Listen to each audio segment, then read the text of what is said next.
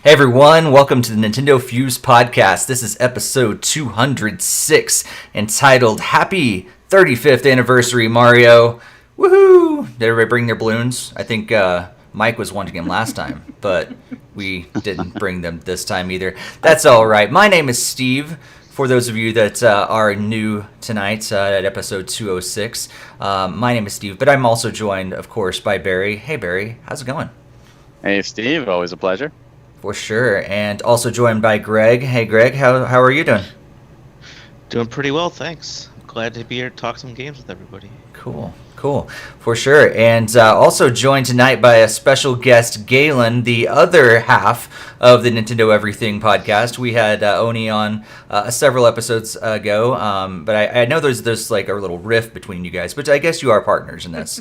So welcome, Galen, and tell us a little about yourself. Tell the audience a little bit about yourself and your podcast. Thanks. I'm first off really glad to be on here.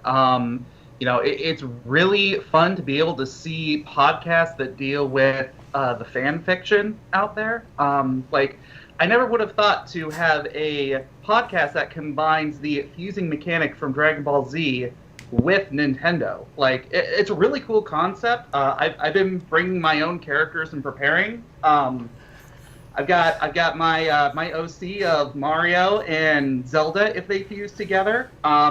I was also working on one for Barry myself of him and Princess Peach. I don't know, that one's still in the Barry, you did tell him what our podcast is actually about, right?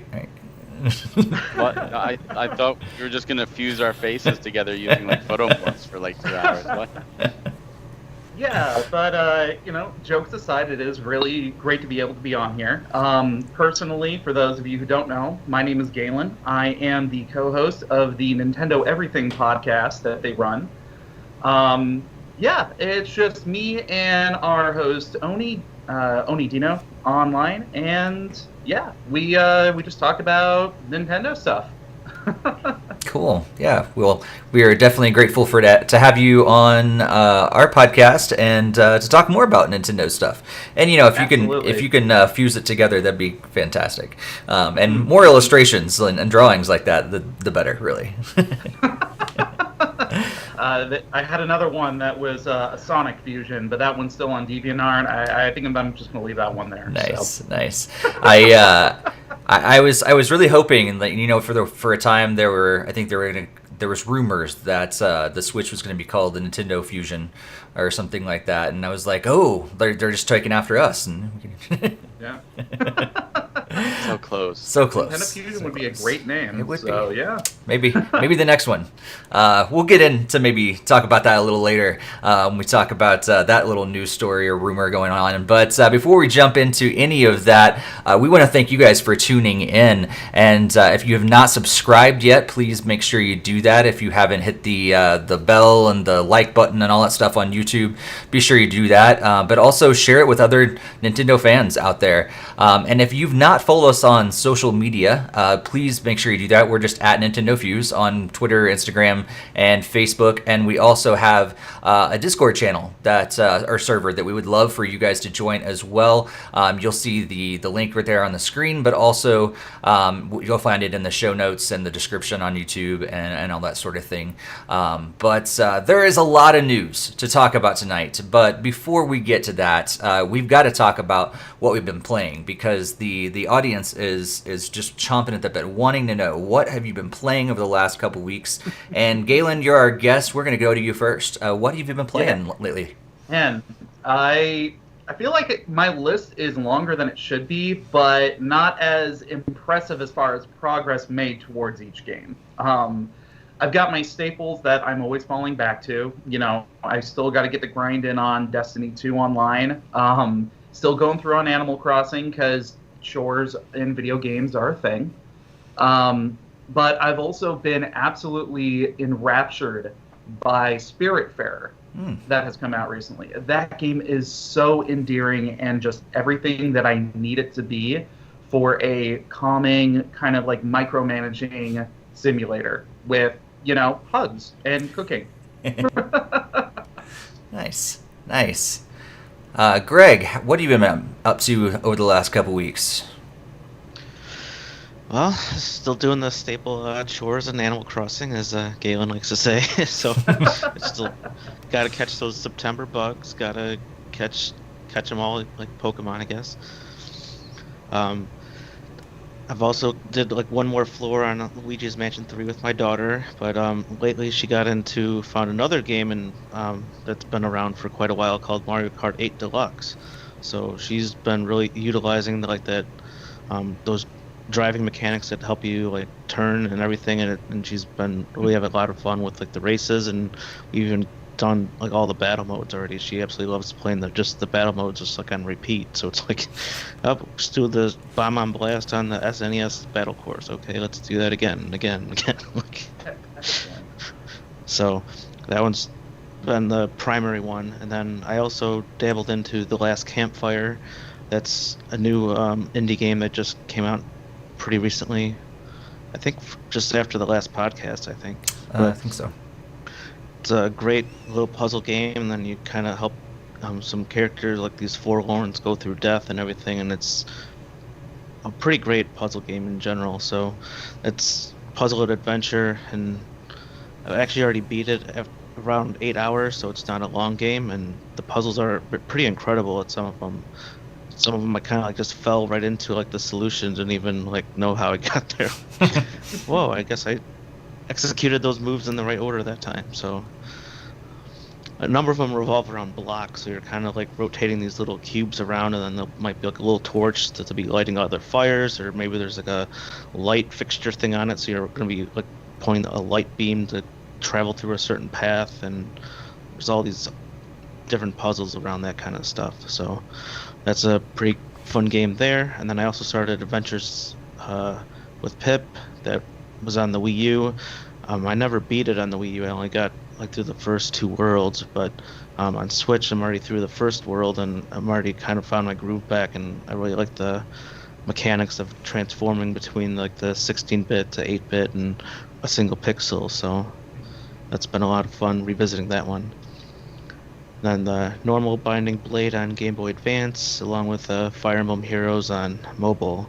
And just a side note, I've been still trying to get to Mario Kart Tour, but the support team hasn't erased my save file yet, so I can't play that yet. That's such an interesting thing that's going on there. Yeah, I know. Personally, I can never get into Mario Kart Tour, so. Yeah, I'm just doing it for the pin set. Hey, I get that. Yep, for sure. Yeah. Barry, what's you been up to over the last couple weeks? Yeah, so on the Switch, I've been very light this past couple weeks. I did Animal Crossing, my daily chores, which has been less and less. I caught all the bugs and insects and everything and the undersea creatures for the month. Now it's just more just pay this shooting stars on my wife's island. I'm gonna go over there and get a couple and leave. Yeah. I dabbled in Merrymaker 2 again. I went back to that game. Decided to try out some of the worlds, because last time I played there wasn't the world feature where people can create worlds. That was a mistake. I had a really terrible time with really terrible, like, insane courses where it's just bosses after bosses and checkpoints in the middle of bosses, so if you die you're screwed, and I'm like, oh, this is fun. And I did go on the I haven't played the SNES Online app in a while, so I did do a little Mario World. I went back and played the first world there, and just I needed like a refresher after that Mario Maker 2 terrible thing, but it was good to kind of go back and relive a little bit of my childhood. But my main focus has been on the PlayStation 4, because last time I was talking about how I was doing the Uncharted marathon. I wanted to go through them, and I actually have finished. So the last one, I only finished the first one. I finished 2, 3, 4, and Lost Legacies. Have you done anything else except for that? That was the majority of my gaming. I really wanted, because I had a deadline. I've got the 18th is my deadline because something else comes out. So I'm like, I have to finish. I haven't done Golden Abyss. I'm debating if I want to do Golden Abyss maybe a little bit every night, because that's usually when I play. My handhelds is usually in bed at night. So I'm kind of debating, do I want to count that as part of the marathon or not? But I will say last time I was super negative with the first game, because the first game I think definitely did not hold up. It did get better It absolutely got better. Not perfect. There's still some problems. And one of the things that really boggles my mind is actually in the latest game, The Lost Legacies, which was better than I expected. But there's one chapter where it's like an open world.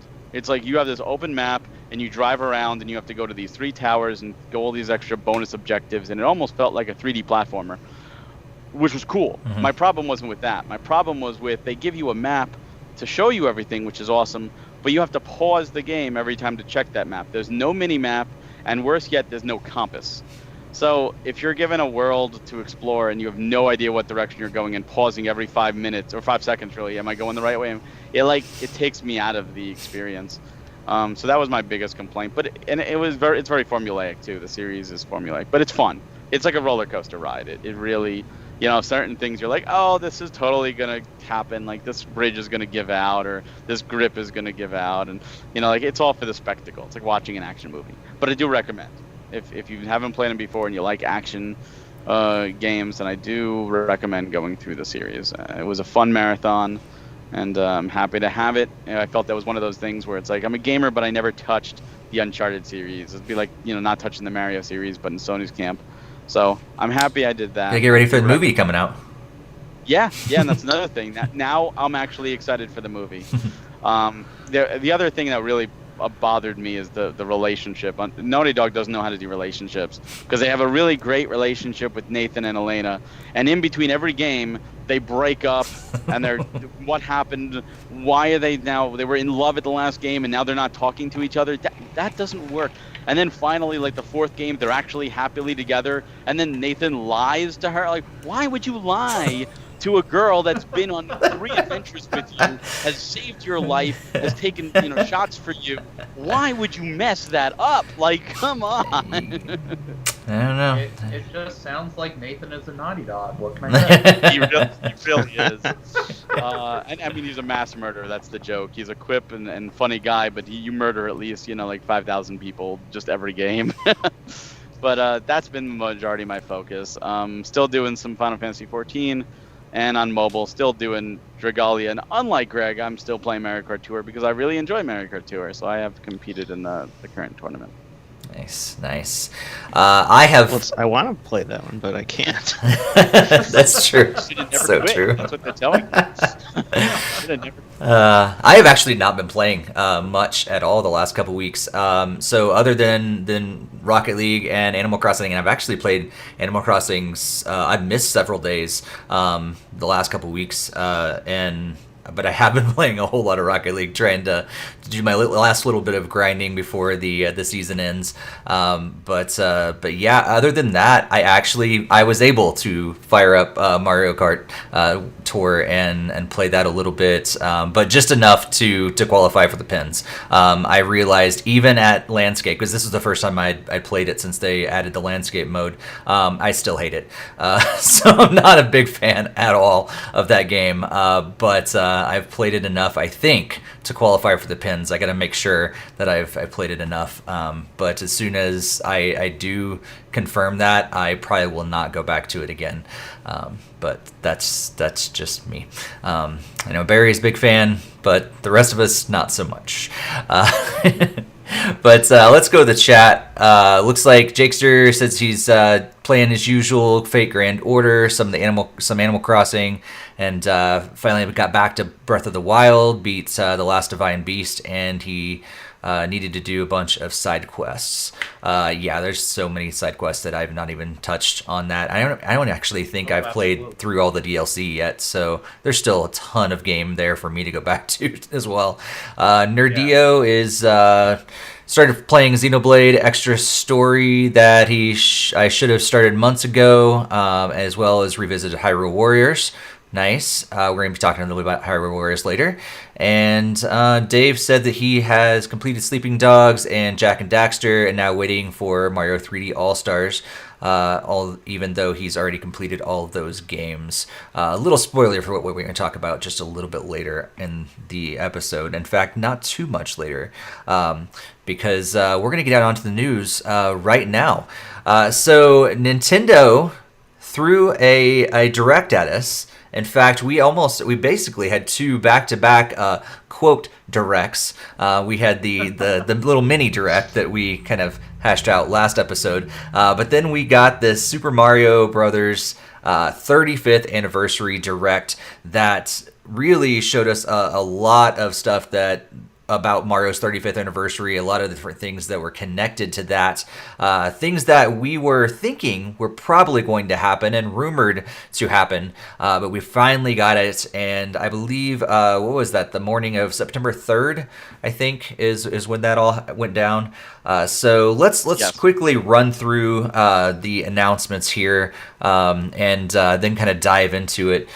So yeah, the big thing that, and we're not going to take this in chronological order, based on the actual direct. We're gonna hit the big thing first, because there's so much, I think, discussion that we can talk about, because Super Mario 3D All-Stars is actually real. So we're going to get optimized versions of 3D games, including Super Mario 64, Super Mario Sunshine, and Super Mario Galaxy. And they're all coming in one package. They also have their soundtracks in the game as well. And that's going to be coming as a limited release between the dates of September 18th, so just a couple days away from today, and March 31st, 2021. Actually, that's approximately March 31st. We don't even have a final exact date of when they're going to cut it off from us. So yeah, Super Mario 3D All-Stars. There's been a lot of controversy and discussion and excitement and everything over the last couple weeks since they've made this announcement. But I'll let you guys kind of bring up what kind of has really stood out to you. But Barry, what are your thoughts about Mario 3D All-Stars? I mean, besides, I wish this wasn't leaked beforehand. The reveal trailer would have been a lot more exciting had it not. I was really hoping to see Galaxy 2 at the end there as well. And unfortunately, it's not there. And I was actually talking with a friend of mine, and he gave a good reason why, and that is Yoshi. Because I had forgotten about this. You move with the analog stick, and you also have to point with the motion control to use Yoshi's tongue. And jumping with the A button, and that is impossible to do in handheld mode. Like, you can use the touchscreen for the pointer to do all the stuff in Mario Galaxy 1, but in Mario Galaxy 2, you can't move with the left stick while jumping by pushing A and using the touchscreen to control Yoshi's tongue. It would just be impossible. So I thought about it and said, that is true. They would probably have to rework the game at that point to make it work in portable. Joy-Cons, it would work, but for portable play. But I'm happy about it. The big thing that just came out is that it's emulation. People are like, oh my God, we're paying for emulators. We can get those for free. And if these were released separately for $20 a piece, no one would care. But it's $60. Oh my God. Like, it's fine. You're getting 3 fantastic games. And for me, I played these games. I'm excited to replay them, at least 2 of them, because I did do Galaxy more recently. But I'm not as excited about the game from my perspective to play. I'm excited because there's so many people I've seen comment, I never got to play 64, I never got to play Sunshine, or I didn't get to play Galaxy, or they didn't get to play all 3. And now they finally get to. And I think, to me, that is the most important thing. I don't care if they're not. I mean, I would love it if they were fully remade and they added the DS stuff into the 64 and all that stuff. But for those players that didn't get a chance to play them the first time, I am so not only happy for you, but I'm jealous because you get to experience these great games for the first time. And I'm looking forward to going back and messing around with them as well. Yeah, and in glorious HD, well... Yes, sort of. Sort of. Yeah. I mean, like, Mario 64 is still in 4x3, I guess, except for in the opening scene, it shows it in 16:9. Greg, what do you think about Mario 3D All-Stars? Yeah, that's quite a package there. So I really enjoyed seeing if that was real, and like a lot of people was kind of disappointed about Mario Galaxy 2 being kind of excluded, but obviously Barry's reasoning and stuff kind of makes sense. But then there's also kind of some things that go along with that. Like for Nintendo Minute covered it, and then they played the Super Mario Galaxy 2 song as opposed to 1. So it was like, is there like a hidden Easter egg after you beat the first game, it unlocks the second game, or like there's people like trying to throw all that in there? Is it going to be free DLC or paid DLC? Like there's all Luigi's sorts in of Mario different 64 theories. again. Yes, L is real. 2021. Exactly. So there's like all this going around there that Galaxy 2 could be secretly in there or added in there, so that's a whole different thing to unravel there. Like Barry, it's gonna be incredible just to see everyone's like first time playing those games that might have missed them on their N64 or GameCube or Wii. So they're all incredible games. I had 100% all three of them, so definitely looking forward to doing that again on Switch. I did have a small thing that I just saw right before our show. Apparently with that emulator that Barry was mentioning, that somebody's already got some of the data mine on the code and saw there's 6 N64 game strings included in there. We found out about Super Nintendo being added into Super Nintendo Online, so does this mean N64 games are coming and all that fun stuff can be dissected? What games are they? Do they actually have the games listed? Yes, so that is Kirby 64, Mario Golf, Paper Mario, which goes by Mario Story in Japan, which was under the code name under, Mario Tennis, Perfect Dark 64, so a rare game, and then Pokemon Snap. And obviously that has its own connotations because there's the new one coming for that as well. You know, that it sounds like a list that someone would make up. You know, like one of those Reddit rumor lists. Like that's what it sounds like. Oh, yeah, because Perfect Dark definitely seems like a stretch. Like, would they really go to Rare and be like, "Hey, let's get this game on our system"? Yeah. And so I don't know.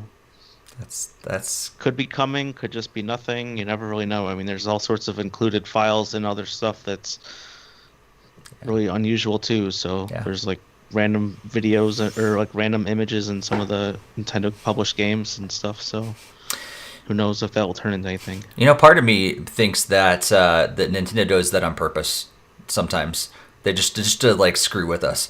Like they know that people are going to data mine it, and they're just like, you know what? What if we threw a reference to Perfect Dark in there? See, let's just let the internet run crazy. You know, it's COVID times and everything. They need something exciting. Let's see what they do with that. Nintendo, the greatest of trolls. it's for, if Sakurai had anything to do with it. Was this game produced by Sakurai by any chance? So, Galen, what do you think about Mario 3D All-Stars? Honestly, looking at it on the surface, I think it's cool. I'm really excited to be able to play a lot of these games. Part of me wishes that they would have brought in the 3DS remake of Mario 64 as opposed to the original. I honestly think the DS version looks better, but that's just my personal opinion. Beyond that, I'm actually not too heartbroken that Galaxy 2 wasn't on the list. And I think a lot of that has to do with the time that they gave themselves to actually put this collection together, because they definitely wanted to have that physical console or that physical cartridge to go along with it, and putting all of these games together, that's a lot of data to be able to put in there. I mean, talking about 2 fully fledged Wii games plus a GameCube game plus the original N64 game, like that stuff really piles on really fast. So yeah, I'm a little disappointed that they didn't throw it in there, but to be completely honest, I'm not like heartbroken about the entire thing. Mm-hmm. Yeah, it's my favorite of all the 3D games. So yeah, I think I feel I'm disappointed that it's not there, but I kind of understand a little bit why they wouldn't do it, I guess. And who knows, we may get another version of it down the line. I mean, didn't we get the original Super Mario All-Stars had, the original one, and then they did the updated version with Super Mario World in it, so maybe down the line we'll get a second version that has Galaxy 2 or something else thrown in it as well. Absolutely. And I mean, they've been throwing out rumors about using a higher capacity Switch cartridge moving forward, and that rumor's been out for a while, but it could possibly be that they do an all-star pack 2 or whatever for like 5 years down the line or something. Yeah. So Yeah. I don't know. Definitely. Yeah, for the 40th anniversary. Exactly. Yeah. I want to talk quickly about the limited time release. Not because that means a whole lot to me, but I know the internet just went crazy about the fact that this is only going to be available for like 6 months or something like that. Barry, I know you got some thoughts around this as well. But yeah, like for me, like. I just remember the original one, I think, was a limited release. And I think every time they've released a Mario All-Stars collection, it's always been a limited release until the one that we'll talk about in just a bit, that they released on the Nintendo Online store, or the service. So, like, I don't know, like, people just forget that, or what? What do you think, Barry? Why are people so upset about it this time? People are upset about it because they don't think it's smart, and they feel like, why would you limit something that's going to sell? If you look at history, like you said, when they released it on the Wii, the Mario All-Stars, for the 25th anniversary, it was limited, it sold out. There was such demand that they actually did a second printing that sold out. Then eventually it became a Nintendo Selects. But they did that with Kirby's Dream Collection too. For anniversaries, they put them out really quickly. Zelda Collector's Edition was a special thing. It was a smaller print. I think, could Nintendo leave it on for years or 2 years and make more money? Yeah. But I think they wanted it to be special and feel like a limited thing, because that's what they do for all anniversaries. Do I think it's going to hurt its sales? No. In fact, I think it helps its sales, because they're leaning into FOMO, and people are buying it out. People are paying over $100 for it on eBay, even though you can pre-order it. Like, the pre-orders haven't sold out. People are just paying over $100 for it on eBay. Ridiculous. I think that they're honestly smart. I mean, Disney did it with the vaults for how many years? Oh, buy this movie now before it goes into the vault. Who knows when it's coming out? Yeah, they are gonna make so much on this already. They don't need to. And here's another thing. A lot of people go limited. All games are limited. You just don't know the dates. For example, Hyrule Warriors right now is shooting up in value. It's out of print. I mean, if it's out of print, that means it was limited. All these games go out of print at some period of time. Not within 6 months usually for a Nintendo title, but still, they will eventually go out of print. They're just giving you the expiration date. That's it. That's true. Yeah. You know, it needs to be done by the end of March, because that's when the next Switch is coming out. So they have to, get ready for the next one. Greg, Galen, do you guys have any thoughts about this limited release thing? Cross my fingers on that new Switch there. Yeah, I'm kind of with Barry on this one. Like, I don't necessarily think that they are planning on that whole FOMO aspect of, like, saying, hey, this is definitively a limited release. I think they're just being honest, and they're just being upfront and being like, hey, we're celebrating this event, and if you want to get it, we're not going to make it forever, but we know there has been a huge demand for this, so here's your chance to pick it up. The copies, or the pre-order copies that are selling on eBay for hundreds of dollars, that just makes me laugh, like, so much. Yeah. So, yeah, it's people.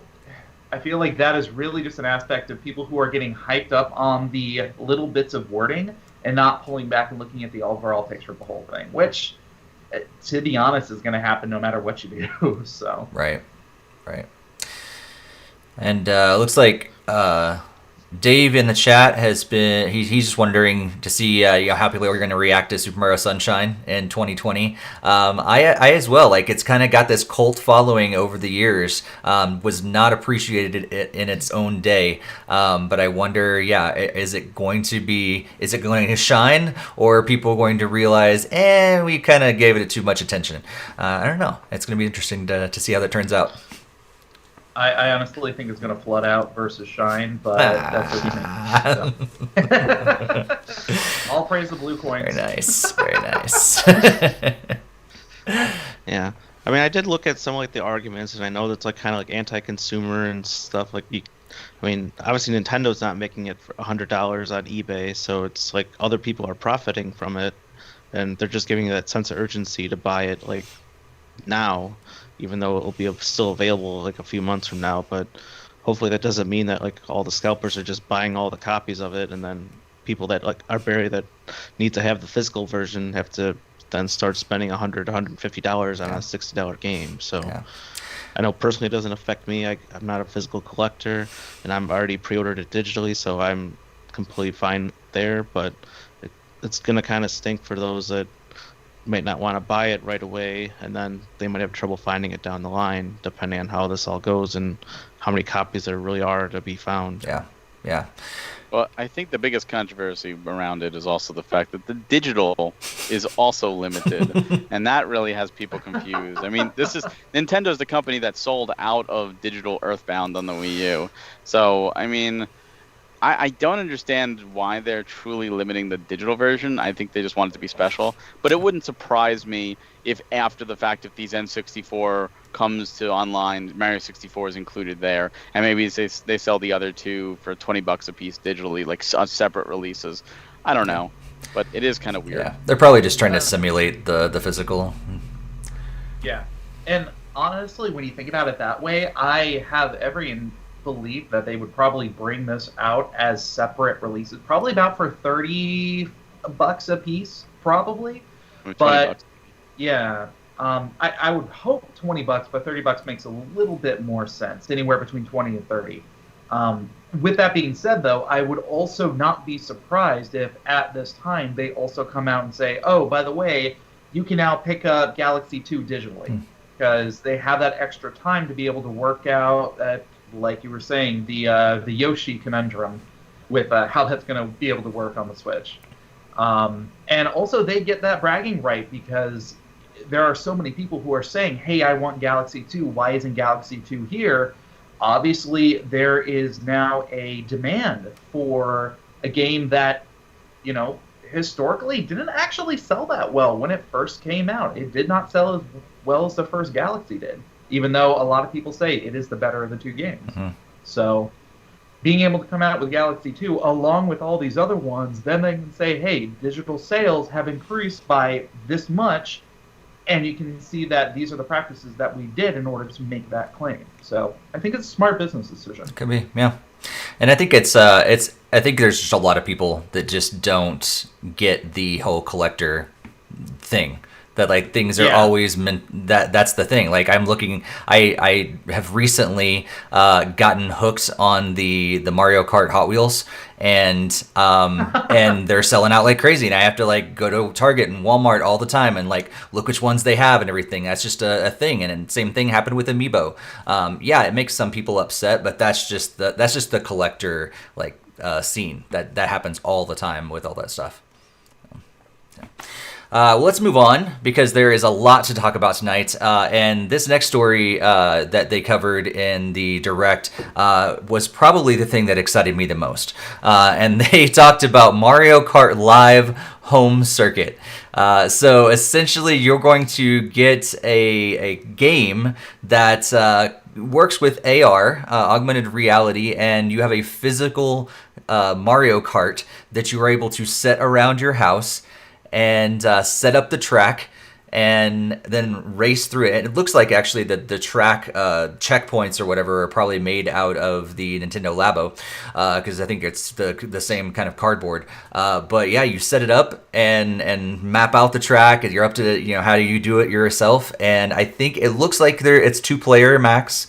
At least it seems like so far because they have a Mario and Luigi Kart. And so you play and it simulates, in real life what's happening. So of course, if you throw a shell, nothing actually shoots out of your physical cart. But if you hit the teammate there or your opponent, it will just stop them in their tracks, and then you can actually kind of go around them and everything. This is the closest that I am going to get to real life Mario Kart so far. I eventually want an actual real life Mario Kart where I can get in there and I can throw, like, whether it's simulated or real would be awesome. Of course, I don't want to get hit by a bomb or an actual blue shell in real life, but somehow to simulate that in real life would be fantastic. This is the next step for me, so I am incredibly excited about this. Greg, what do you think about Mario Kart Live? See, I think on paper it sounds like it was pretty incredible, but like I don't know how well those go over like carpet or like rugs and stuff. And I mean, I don't really have a ton of space to like make like a really elaborate like course unless I can easily drive on like rugs and stuff. So to me, it seems like it's gonna be a little bit harder to get to work around. Then I don't know if like something happens if like something were like we just got a new puppy, so what happens if it knocks over to one of the checkpoints? Is like the game just gonna Just like an extra obstacle you got to worry about. yeah. So it's like I know they showed like like the papers and stuff knocking over in the trailer and stuff, and that's all fine and good until it's like something else. So I mean, I almost see like almost have those visions of the Wii remote cases of people throwing them at the TV. What happens if this is like knocking like tables and like expensive vases that are be like falling on the floor? It's going to And happen. then people are gonna want to sue Nintendo like, hey, your product like knocked into like maybe like drive it into the table and it just broke this expensive thing. Yeah. So That's true. I don't know. It does seem kind of interesting, and I'd love to play around with it, but I don't know if it's worth like the $100 price tag to me yet. But I'm still kind of molding it over. So Gotcha. Yeah, one of the things that I'm thinking about too is the typically RC cars are a little harder to steer, at least the cheaper ones, and so now you're going to be steering it with an analog stick on your Switch. Galen, can this actually work, or is this just a pipe dream in a trailer? It can, but there's a lot of things that need to go into it, and I believe that the real problem is going to be the latency between the Wi-Fi connections, because from the looks of it, that is going to be the big connecting point. You're not doing that radio connection, you're doing a Wi-Fi connection, and that is a whole nother ballgame as far as like latency and slowdown and that disconnection feel. Yeah, I'm thrilled. I was not expecting this. I want this. I wish I had more of a disposable income to be able to get this. I cannot wait for the modding community to get a hold of these things and attach little like Nerf darts and Nerf shooters on top of the thing so they can actually shoot things when they're playing around with it. I also really want some sort of Labo support where you can actually just like put your Switch on a dock like in your face when you're playing that. And use the steering wheel. Full immersion. May actually have to build my Labo. I got some cardboard somewhere. Yeah, that's great. quick, somebody just order a pizza instead. Exactly. Also wanted to mention earlier, Steve, you should check out the Mario Kart areas that they do in Tokyo, where they actually dress you up in like Mario characters and put you in a little go-kart and just have you ride around the city. Oh, Mario Kart. Once COVID is over, I have so many reasons to eventually go to Japan. So many reasons. Like, I feel like there's going to be a lot of travel when COVID's over. Yeah, so. For sure. Barry, I know you're going to be, you got to get at least one of them, right? Because your collection. I've actually already got both of them pre-ordered. I'm going to try to figure out if there's a way to, like, I don't need 2 copies of the games. I just wanted both carts. But Walmart told me it was available to pre-order, so I pre-ordered Luigi. And then I was like, oh, I really want Mario. So the next thing I knew, I was getting another email saying it was available again. I pre-ordered Mario, and now I have 2 pre-orders. So, Barry, are you with me with 2 pre-orders, or did you only get 1? I would have 2 pre-orders if it wasn't for 2 things. One, like Greg, I have mostly carpet in my house, and the areas that I have hardwood, it would not do well. And 2, it is a download code. It is not a physical cart. Now, if it was a physical cart, I would have no choice. I have to buy it regardless. But because it's a digital code, I am passing. I am not getting it. My wife is super excited. She loves it. But again, we don't have the room. And if we did, we would be getting it. Even digital. If she wants it, that's the rule. Happy wife, happy life. We would be getting it. The technology is awesome. So because I'm not getting it, I am perfectly fine sitting there, and I'm waiting for the stories of how many things get broken or how many things get destroyed or damaged or injured playing this game, and I am going to revel in it. What I would love to have seen, and I wish they would record this, and they probably wouldn't, would be the quality tests that they would have done on these carts. Like, they had to drive them into walls over and over and over again, and drive into tables, TVs, and humans and animals and everything, because they have to prepare for people. Drive them downstairs like constantly, because they're like, oh, we're gonna play it. Oh, look, we accidentally went down the stairs. Boom, my $100 toy's broken. Like, that's gonna piss people off. So they have to be durable. Because you're gonna have that one person go, oh, the fire escape. That's part of my level. There's always gonna be that one. So I'm really interested to see these stories when this comes out, and what people do and how crazy they make the courses. I think it's an awesome idea. I think the technology is great. If they put a physical cart in there, which is weird because Labo and Ring Fit Adventure both have physical carts with physical items. This is physical item with a digital code. Doesn't make sense. I am passing on it, but I'm definitely excited to hear these stories. Yeah. It does seem like that the whole thing about not physical is just weird, because I don't see this as something that I'm playing all the time. Like an actual Mario Kart game, I will download that digitally because I could fire it up at any point. But for this, I'm like, there's preparation involved. I don't just fire it up and play Mario Kart Live. So I get it. Like, there's not even like a philosophical reason why they would not, I think, put it on a cartridge, except for maybe just to save money. But yeah, I'm still excited about it. I think it's gonna be fun. It's probably gonna be something that I try like one day, and then I wait till like friends come over and I show it off. But then it's gonna just sit on my shelf with my other Mario Karts behind me. But yeah. I wonder if there's some sort of limitation within the programming that is limiting, that would pose a security risk if it was in cartridge form while you're playing the game and the cartridge came out somehow. If there was some sort of vulnerability that would open up. I can't imagine what that would possibly be, but it is a very weird thing not to have that physical cartridge there. Yeah. So that is interesting. But that's not the only thing. There's still a lot more to go over. We also have another new physical thing coming our way in a new Game & Watch. Yeah, that's right. Super Mario Brothers and Super Mario Brothers 2 and a updated version of Ball are coming to a new Game & Watch. It also functions, of course, as a clock and other things because it is a Game & Watch. But that's going to be coming out in just a couple months, November 13th, with a suggested retail price of $49.99. How many of us are planning on getting it as soon as it becomes available? Show of hands. Barry, you're gonna get. Oh, Galen's not just tapping out on this one. Galen, why aren't you getting the Game & Watch?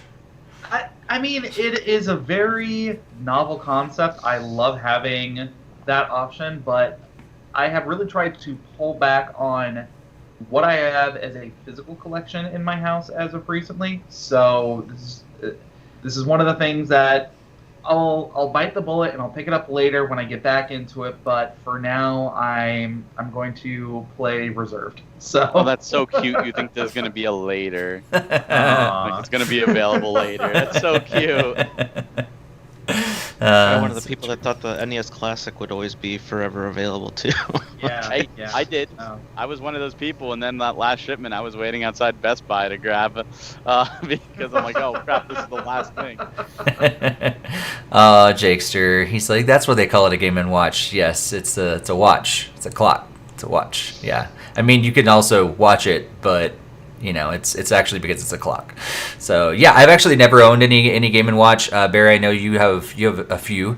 So this is it's interesting that they'd have a new one. I mean, of all things, because there wasn't ever an actual Mario game on Game & Watch, was there? Or am I forgetting? That's 100% incorrect. Is it incorrect? Okay. Not only was there titles like Mario Cement Factory. Oh, but right. There was also Super Mario Brothers. Really? Yes, there is a Game & Watch version of Super Mario Brothers, and that's what boggles me the most about Why this. isn't it on there?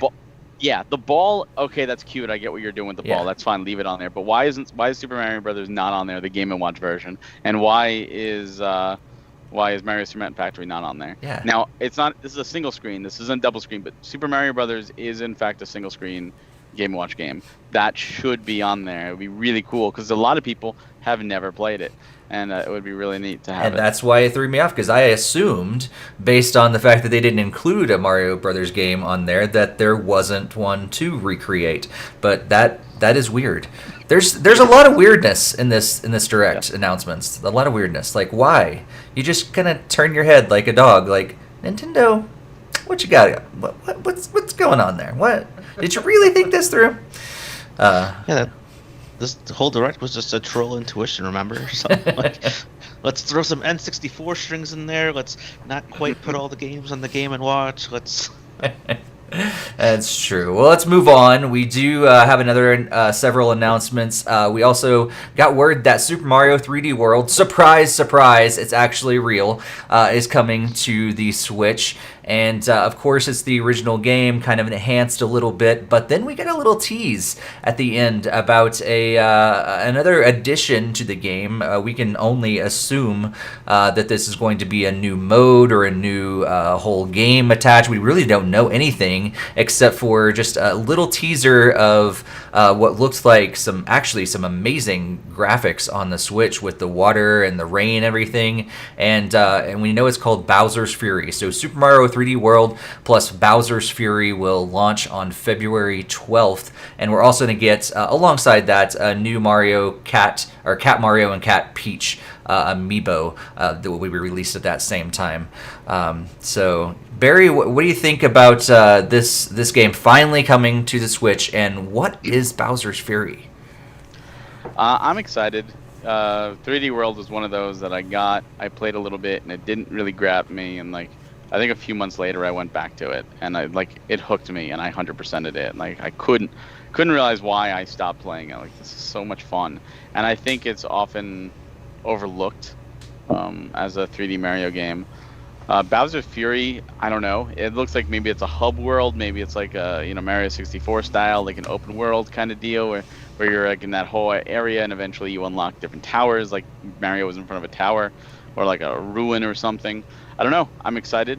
I don't know if you have to play the base game again to play it, or if you could just jump right into that mode, which I kind of hope. It's nice to see them, reincorporating this. It's another Wii U port, so there's very few left. But I am interested to see what they do with the Captain Toad levels, because they definitely used the gamepad, and like I just don't know how they're going to be implemented. Unless they do something similar to Captain Toad on Switch and just pick different levels there. Or the stamps. There were stamps in every single level that were used with Miiverse. Miiverse is dead. Are those stamps going to still be there just for collectability, or they're going to put something else in that spot? I hope they just don't remove them and leave it blank, because that was an extra added element to the stages, was finding the hidden stamp, and I don't want that to be lost, because that's part of the fun. Yeah. I've heard that they are in the game, but they're just collectibles. But I don't know if that's confirmed, but I've heard that through the rumor mill or whatever. So, yeah. Greg, what do you think about this announcement? Yeah, that was definitely unexpected. At least the Bowser's Fury part of it. So, obviously, as Barry was saying, this is a very much anticipated game that a lot of people wanted ported over, and now it's finally here. So it's great that everyone get to experience it, for those that passed on the Wii U console as a whole. So, always great to see that. My opinion, at least on the Bowser's Fury, that seems very interesting. I'm getting like a Super Luigi U kind of vibe to it, where it might just be a harder version of the base game. So, thinking maybe even using Bowser to like go through levels and he can't jump or something like that. I don't know. So, and then you have like 10 seconds to get to the end, or capture Mario or something. I don't know. Yeah. Galen, you a big fan of Super Mario 3D World? Actually, I have never played it before. Ooh. So I am going to be picking this up because I've always wanted to play the game. So this is an excellent opportunity for me to kind of get in there. Very excited that Bowser is supporting the furry community. That's going to be very interesting to see. But you know what? Nintendo will hopefully stay PG with it. Bowsette's real. Exactly. God, not this again. Also, shoot, 2 more amiibos I have to pick up. Great. Already got my pre-orders on those in, so yeah. Honestly, though, I'm very happy to see this on there, and I'm just ecstatic on getting another chance to play this game. Yeah, me too. It is a fantastic game, and I'm glad more people can play it, because I think a lot of people did miss out on it because not many people bought a Wii U. So, but again, there's still more. There's still so much more. We got news about Tetris 99 did so well. Let's do it with Super Mario Brothers. So we now have, Super Mario Brothers 1, Super Mario Brothers 2, and Super Mario Brothers 35. If the idea of playing Super Mario Brothers against 34 other people at the same time and throwing enemies and everything is exciting for you, starting, I believe, at October 1st. We're going to be able to play Super Mario Brothers 35 online as a digital-only game, and it's exclusive to Nintendo Switch members. So they're finally starting to do more stuff like that that's exclusive to just the Nintendo Online members. But it's also going to be a limited time thing, and only going to be playable until March 31st.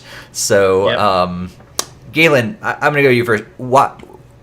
Number one, what are your thoughts about this game? But two, why another, this is only digital, and they're doing this? Well, why wouldn't you make this? This is the perfect concept, because I can tell you 100% there are going to be some amazing Kaizo players who jump on in this game and consistently get 100% every single time.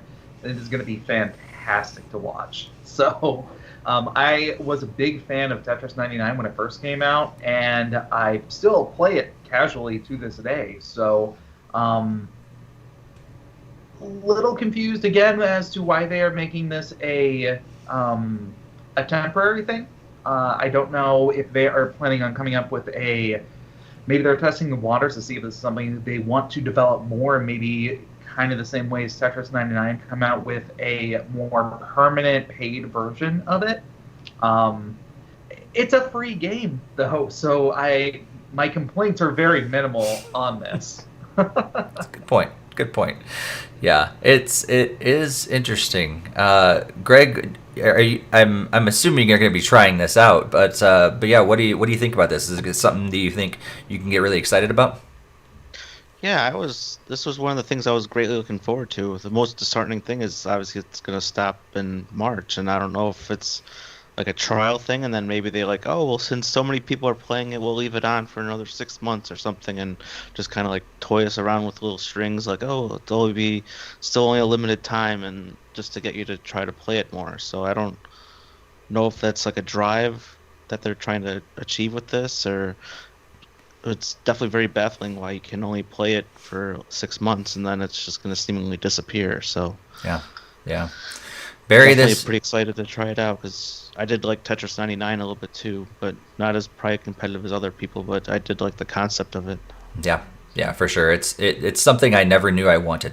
It was fantastic. Nintendo's really good at that. For sure. But so this makes at least two games that they're going to be launching digital only. That is in a limited time release. Jump Rope, the Jump Rope thing was a digital only and limited time as well, right? Is that over now? I think it was free for a limited time, but we're going to charge now. There. I think it's. Okay. Yeah. So this one is only a free, limited time. Very of course you got to get it, right? But I'm sure you're bummed you can't put it on your shelf. I would love to. I mean, I got Tetris 99 on my shelf, but because it's an online only thing, I'm not as upset about this, because online only, if they added single player content to it, then yes, I want to own it physically. I'm gonna give it a try. Of course, it's free. It looks great. It looks like a lot of fun. I'm hoping that they either, like Greg said, this is doing so well, we're going to extend, or maybe even add content, or they're going to start a rotating thing, and every 6 months there's going to be another 35 or 99. Maybe for Zelda next year, they're going to do a Zelda one, or Metroid and do like Metroid 35 and Zelda 35 or something like that, and just constantly keep it as a rotating. Just throwing this out into the ether, a Zelda dungeon speed run against other people, and every dungeon you complete adds another enemy in the dungeon of someone else, and it just goes on. It just gets more complicated. Ooh. That's like, have you played the card game boss fight? Boss Monster? Boss Monster or something like that? Yeah, that's right. Yeah. Or like have a digital version of that. Yeah. You just I like do count build it that. down. Yeah, it gets me excited. All right, well, let's move on.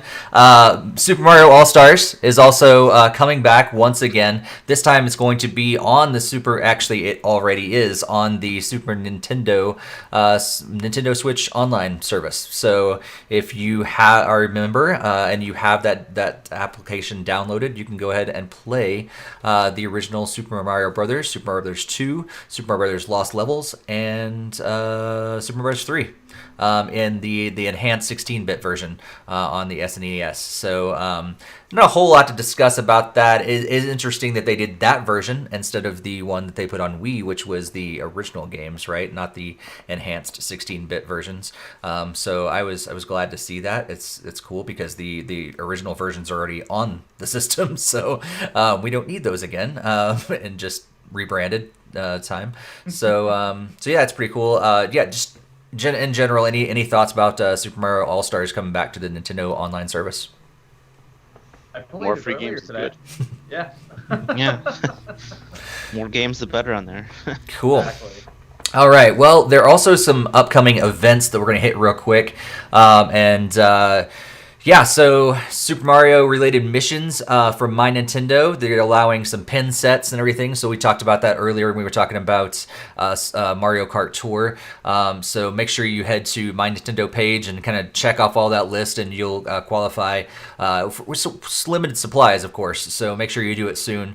A lot of it's going to websites, visiting different websites, playing Mario Kart Tour, but also like pre-ordering games and things like that. So if you check off that list, you get some pin sets and some other things like that. There's also an additional special appearances and special events in Mario Kart Tour that are going on right now until September 22nd.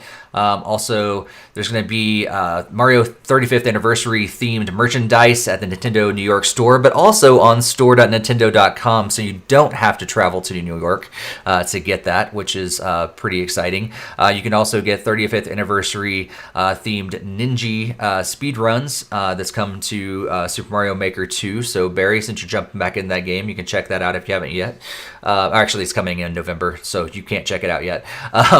And then later this year, we're going to get some Super Smash Bros. Ultimate in-game online tournament that's going to be using Super Mario series fighters, stages, and themes. And then a Super Mario themed Splatfest is coming in January with keychains and T-shirts and other things that are coming to Splatoon. And then in March of next year, there's going to be a Super Mario themed. They're going to actually have Super Mario themed furniture coming to Animal Crossing's New Horizons, which we have hoped for a while now, and it's actually confirmed. But it's you're gonna have to wait. It's coming in March. So Greg, let's go to you first. What are your thoughts just about all these different events that are going on? Anything exciting that you're really looking forward to? Well, definitely looking forward to Animal Crossing. I'm just kind of disheartened that it's so far away. I mean, it kind of seems like wish we could celebrate it now and like have our houses all set for the anniversary, but it's like, oh, well, it gets to the 35th and a half anniversary, so. Yeah. Right. But yeah, that was the primary one. I'm not really playing Splatoon 2. Mario Maker, I might actually check that out and actually load that up. Hopefully try that out in November. Still can't do Mario Kart Tour, as I said earlier, so hopefully I get in time to get that pin sets. I would really like that. Nice. Barry, anything that really gets you going in this list of events? The best thing for me is also the Animal Crossing. I'm wondering if they're just going to recycle the Super Mario set from the original Animal Crossing, or if they're gonna have a brand new set or the original set plus new items. I don't know. It was weird. The original Animal Crossing is so much Nintendo love, just in the furniture, there was like the N64 logo table you could have, and the R-Wing, and all the Mario sets, and of course the NES, with the games. And like it seems like as the series has moved on, there's less and less Nintendo involvement in terms of items. So it'll be really cool to see what they do with that. But that's the best thing for me. Yeah, Galen, what do you think? Yeah. Took the words right out of my mouth. Exactly. I mean, it's every single one of these events are so great in such a Nintendo-esque way to celebrate one of their most beloved IPs. I mean, no matter if you are, in the fighting game community, if you're in the, the action shooting game, I mean, there's so many different genres that mix and match together just to celebrate this one game that literally everybody has heard of. Like, it is one of those, Mario is one of those names and those faces that is more recognizable than Jesus. I think he even surpassed Mickey Mouse, actually. I think I've heard, too. So I wouldn't be surprised. Yeah. At one time, he definitely did. Yeah. Yeah, that's true. The fact that there are little old grandmas who go, "Oh, are you playing Mario again?" Just like, the fact that is a joke and a stigma is amazing, and kind of goes to the popularity and cultural impact that Mario has had. So it's really great to see that expression of gratitude to this character in so many different ways. Yeah. Absolutely. Yeah, I didn't think about it until you just mentioned it, that there's a lot of different types of games that are represented in this, which is that's really, really cool. Like you were saying. Yeah. But yeah, of course, I'm hoping going to get to the pin set. Probably won't go after the keychains. But I need to take a look at the clothing again. The first time I looked at it, I just kind of glanced through real quick, and there was nothing that really jumped out at me. But it would be maybe cool to get a shirt or something like that it kind of represents the 35th anniversary. So I'll have to look at that again. But speaking of clothing, we have one last announcement we'll talk about before we move on to all the other things we're going to talk about tonight. But that is that there are also going to be Super Mario products that are coming out. Some of those products are already out, like the Lego sets. We talked about those on our last podcast. If you did not check that out, head over to episode 205 once you get done listening or watching this one. And Hassan showed off all his this Lego NES sets and the Super Mario sets. But also we're going to have Puma RS Dreamer Super Mario 64 basketball shoes, which I've got to tell you, like, I actually was very interested in. I almost purchased them, but they were available on September 4th. I think they're sold out everywhere now. There's a Monopoly Super Mario Celebration, so another Mario board that is for Super Mario, and I will probably end up getting it because I'm not a huge Monopoly collector, but I do have a small collection, and I've got, I think, all of the Nintendo or Super Mario ones to date, so I'll be getting that one. There's also Jenga Super Mario sets.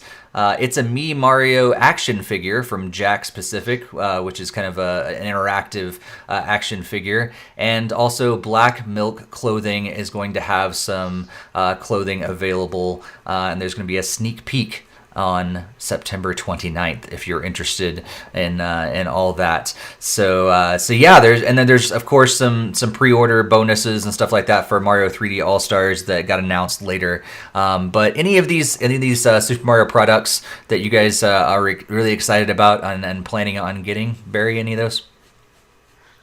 I thought about maybe the Monopoly or the Jenga, but right now it's more clutter. It's just more things to sit there that won't get played, and it's like, you know what? I don't need it. Yeah, makes sense for sure. Greg, how about you? Pretty much the same. It's probably gonna be mostly a pass. I mean, I've tried to trying to get the more Monopoly sets, and my wife's like, "We already have the Nintendo Monopoly set. We don't need another one." Like, I want to know if she knows you do that impersonation of her. She will now. Don't listen to the episode. No, I'm just kidding. I don't know. I just threw him completely. You did. Yeah, I know. Yeah. Yeah. Galen, any of these products really exciting for you? Well, of course, I'm always excited about Jenga, so sign me up for that one. Really had my eyes on the basketball shoes because that plumber's got hops, but yeah, I can't pull the trigger on it because it doesn't have a little speaker that makes the Mario jump noise. That'd be so awesome. Jump on it. I mean, we have the technology. There's no excuse. That's true. You could just be Bluetooth to your phone. You probably have like a. Yeah, I was gonna say you could probably have like a wireless speaker in your pocket or something, and then it triggers every time, like a special switch you tape to the bottom of your shoe. It could happen. I'm just saying, I can drive a Mario Kart around in my kitchen. Why can I not make Mario jump noises as I'm walking down the street? Like, where's? It is such a mixed message, Nintendo. What are you doing to me? It's very, very true. All right, well, that's all for the Super Mario 35th Anniversary Direct, but we still have a lot to discuss, so let's quickly move on. On September 8th, we woke up to another surprise announcement, because Nintendo's been doing a lot of those lately, and so we got an announcement for Hyrule Warriors Age of Calamity. So this is going to be a kind of a follow-up, but not exactly, to the last Hyrule Warriors game. It's actually going to be a prequel to Breath of the Wild, done 100 years before Breath of the Wild, so you get to see, in a way, like what all happened in that prequel story there. And of course, developed by the same people and using a lot of the same kind of mechanics and stuff that you would expect from a Warriors game, but of course Zelda themed throughout. And like, as you can, for those of you guys that are watching, you'll see the images kind of scrolling on your screen. I think it looks fantastic, but it's going to be available on November 20th. And more information is actually going to be released on September 26th. So just a few days away, we'll actually get some additional information before it launches. And we also got information later that there's going to be a Treasure Box edition that's been announced on the Japanese pre-order site, and includes a copy of the game, an acrylic art display plate, a paraglider style blanket, and metal charms, and it's listed for 16,720 yen, which is roughly $157 US. So so something I don't think any of us were expecting, but what do we think about this? Greg, let's get you first. Well, I really like the first Hyrule Warriors on Wii U, and have kind of passed on the definitive edition versions and on 3DS and Switch, so definitely we'll be looking forward to the new one and be picking that one up, because I absolutely love Breath of the Wild and would love to kind of see that initial war, and kind of wondering how they're going to quite end it, if it's going to be like the final mission's going to be like kill Link or something. Right. That story doesn't end well, does it? Yeah. Galen, what do you think about Hyrule Warriors Age of Calamity? I am absolutely ecstatic for this game. I never have actually played the first Hyrule Warriors game, which is odd because I actually own it for the Wii U. Like, I physically have the game. Barry finds himself in that situation all the time. Kindred spirit. No, I think this is an absolute slam dunk. Nintendo has absolutely needed something to kind of like push their hype around the holiday season. The timing that this game is coming out is absolutely spot on, and it's just, there's so much you can do, as not only with this franchise, but also the time period that you set. I was talking about this on the our own podcast earlier, Nintendo Everything podcast, self-plug. But I am so excited to play as all the different guardians and champions that they had in there, because there is so much personality that they packed in that very tiny little fragment that you had to interact with them. And there's so much more you can do with these characters, especially in the unspoken ways of like how the characters fight, how they interact in the environment, how they go from place to place. Like, there is so much you can do, and I love being able to be immersed into that world. Yeah. So yeah. Also, I'm really hoping Linkle comes back. Just saying. Yeah, absolutely. Yeah, it's something I'm really excited about as well. Barry is gonna tide you over as you wait on Breath of the Wild 2. Yeah, absolutely. Especially if it has the same amount of content as Hyrule Warriors, even the Wii U version.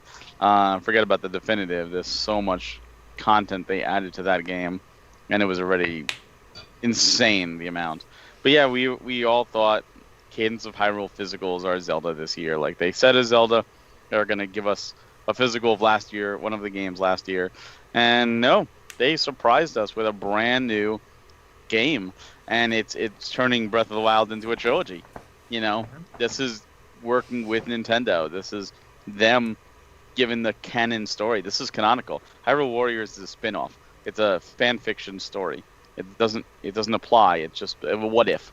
This is actually a canonical story in the Zelda mythos, and it looks fantastic. The voice acting's back. The graphics are gorgeous, and I am super excited about playing this. I'm looking forward to just diving right in. I've missed playing some Zelda, and I am also really intrigued by the baby guardian / portal turret that seems to be a playable character on the box art, and I want to know more. And I want one. Yeah, for sure. It's interesting. We have both Jakester and Jokester in the chat tonight, and Jakester says that as much as he cares about the story and the canon of Breath of the Wild, he won't be getting this because he doesn't like Warriors games, which is, it's That's fair. It's a perspective thing and preference thing. There's a lot of times that I've told Greg like I don't like Fire Emblem style games, and he's probably, I have no idea why you don't like those, and I feel the same way about Jexter. Like, why don't you like Warriors games? It's hack and slash. It's fantastic. It's awesome. Just push a button and kill a bunch of people. But anyway, Literally. Jokester said that he's hoping for a reprint of Hyrule Warriors. He doesn't know why. People are going crazy to get copies out there that are right now. I wonder if they're going to do some sort of reprint alongside this. So like, hey, if you like this game, here's another one to buy. Maybe. So. But, all right, let's move on. Because still... Well, we did get one other thing. Oh. You forgot one thing. Ooh, did I forget? What did I forget? There was they pretty much confirmed that Breath of the Wild 2 is delayed, and they're still taking more time on it as well. Right. Yeah, that was like yeah, I knew that already. Well, it's not in my hands yet, so I figured you're still working on it. Thanks so much. Jake's just like, it's about having an opinion, Steve. I know. It's just, it's perspective, and all that stuff. So, let's. I do want to throw in, I was never really super fond of this kind of concept, but I kind of was able to absorb the story of the first Hyrule Warriors game, and that kind of helped me drive further to play it more. So. Yeah. It's not my typical genre I would dive into, but I more got it because I like Zelda, and also I got the Fire Emblem version because I like Fire Emblem. So Fire Emblem, those are the only three Warriors games that I'll have. It'll be my personal trilogy. So. There you go. Yeah, I had not really played a whole lot of Warriors games, and really dived into the first Hyrule Warriors and absolutely loved it, making me actually more excited for the other games. And I've looked at them several times. I haven't gotten them yet, but it's been like, oh, if I like this so much, maybe I should play more games like this. So. Yeah, it's probably going to do that, continue to do that. I think these crossovers that they're doing like this is probably only going to help them in the long run. But let's move on, because still a lot to discuss. Nintendo is supposedly increasing their Switch production to 30 million units. They had already increased it from 20 to 25, and now they're increasing it from 25 to 30 million for this fiscal year. I'm sure part of that is to account for the new sales that they can make in Brazil. But yeah, I guess they're trying as hard as they can, even in the middle of COVID, to try to make more Nintendo Switch systems. And along that, Bloomberg has also reported that Nintendo has been asking third-party developers to make their games, quote, 4K ready. 4K ready. So the developers have remained anonymous, of course, but supposedly they have been told to make their games 4K ready. What is going on here? Galen, I'm going to go to you first because I know you've already said it at the top of the podcast that you're excited about hoping that this new Switch is coming out. So what do you think about all this? Well, it's an interesting move, and if it's true, I'm really kind of worried that Nintendo might be focusing in the wrong areas, as weird as that is. Primarily because a lot of people are being like, oh, we want 4K content, we want, to make our game super pretty. You need to build a whole new console in order to make that happen, and I don't necessarily know if you can find that compromise where you are having that power, having that accessibility, and keeping that portability along with it. So if we are going to see a Switch Pro, or whatever they decide to call it, we will most likely be seeing Nintendo return back to a stationary console.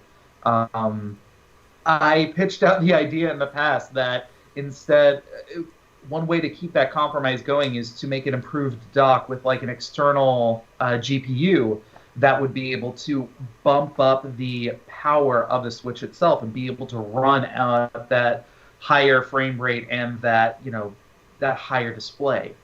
Nintendo needs to do something because they really are starting to lag behind of its competitors when it comes to a technology frame point. Nintendo has always strived as hard as they can to push innovation in their systems, in their games, make their games unique, and that's going to be the big selling point of it. I don't know if they can continue that trend and still stay competitive within the market without kind of separating themselves out and being like, okay, you've got your quote unquote gamers with your AAA games and whatever on Sony and Microsoft, and then you've got the fun Nintendo games over here. Like, that's a stigma that really I wish didn't exist, but Nintendo's not doing themselves any favors on kind of cultivating that. Yeah. Now, why I'm worried, though, is that if they're focusing just on 4K resolution, they really need to be focusing on... I would love to see them focus more on the frame rate more than anything else. Be able to get up to have their games run at a solid 60, maybe even 90 hertz with mobile processors and the like. It's possible that they could put that technology in a new console and still make it cost effective. Yeah. So, there's a lot to read into this. Yeah, absolutely. I think that's interesting you bring that up because I totally agree. Because like I'm okay, honestly, with 1080p. Like a really crisp 1080p game looks okay.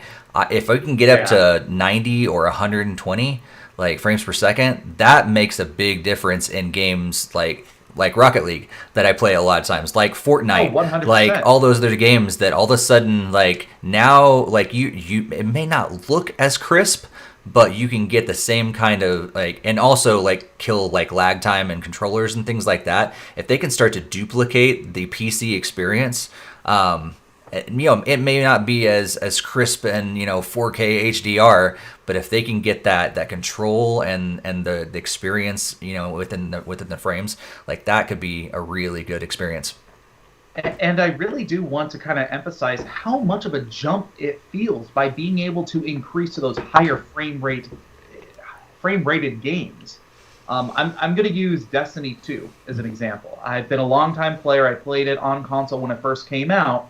I recently, last year, got a new gaming PC where it had, top of the line, whatever, graphics card, whatever.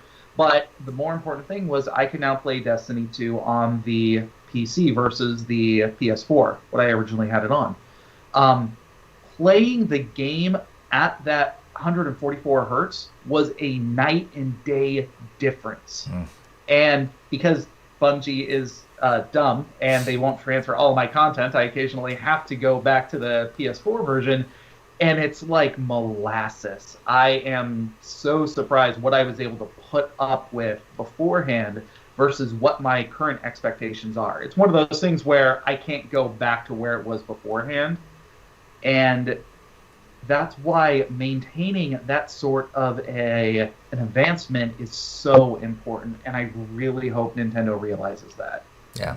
Yeah, So, it seems like people in the chat, Jokester is saying that he like really focus on the party chat. Like, let's fix the online chat, the online features and things like that would be a huge improvement that he would like to focus on as well. Greg, are you in the same camp that you'd rather see these other things fixed? I mean, if they had a choice, I mean, maybe they're going to focus on all of the above, but let's be honest, it is Nintendo, so they're probably going to pick and choose. Is 4K enough for you, or would you like you more focus on these other things we talked about?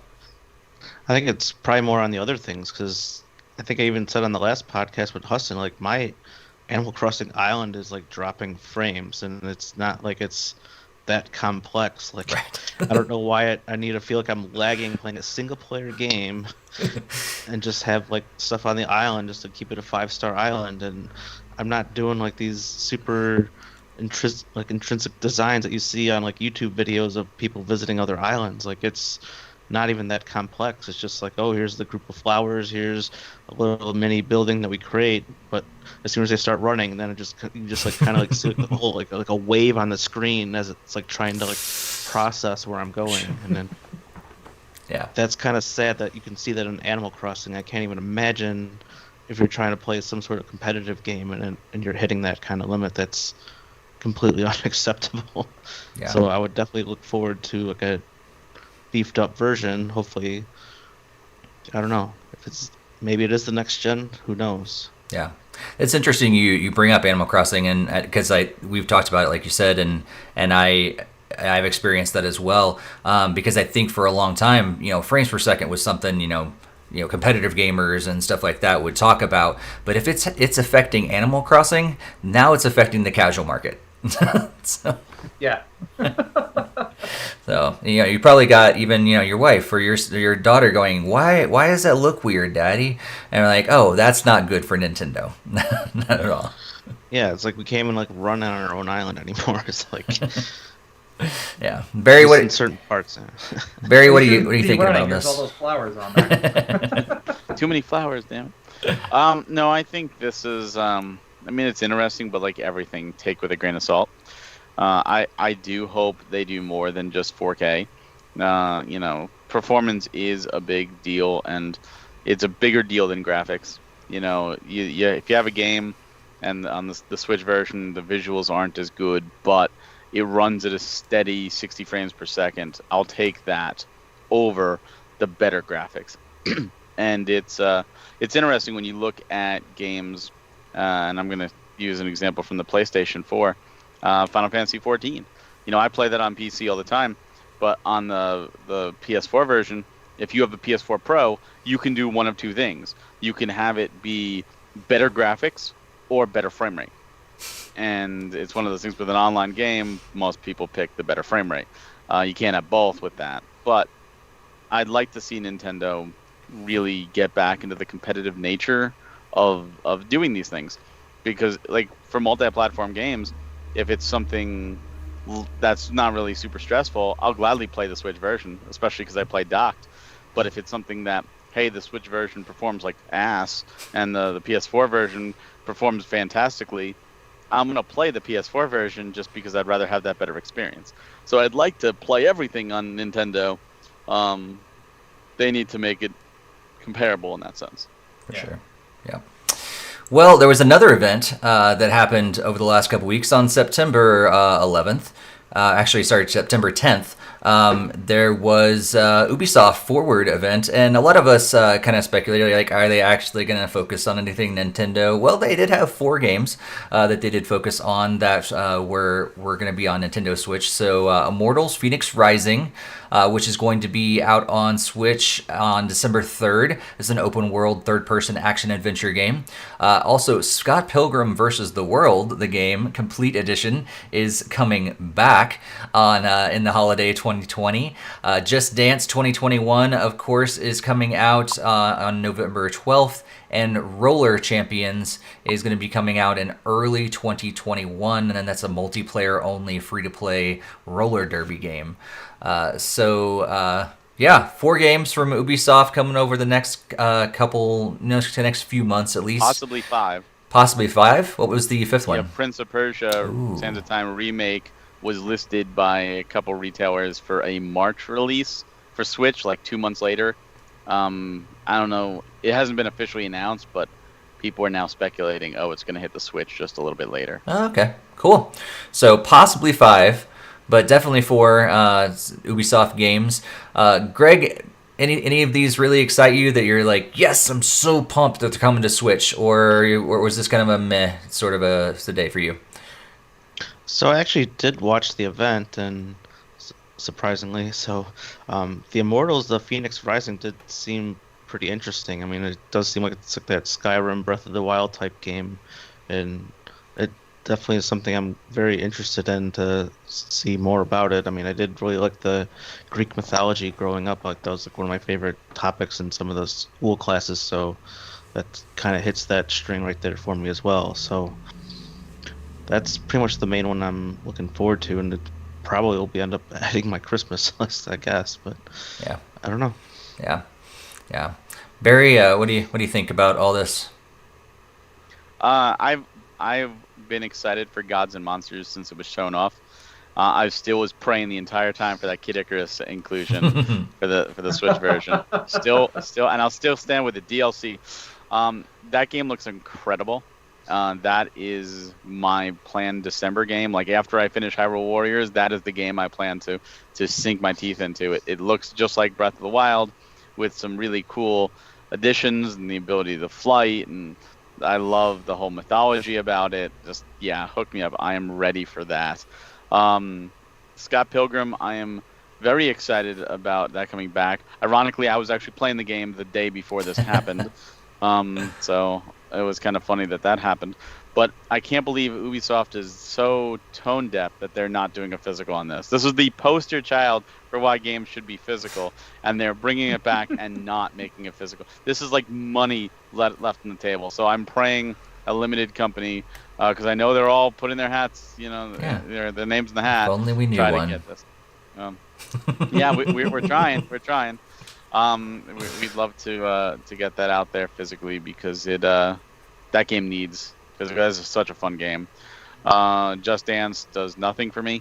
In fact, it's just kind of funny that it's the first time I actually only had to buy one Just Dance game. Is this one coming out on Wii as well? No. Do we know? Oh, man. That's why I said only one. No Wii U purchase this time.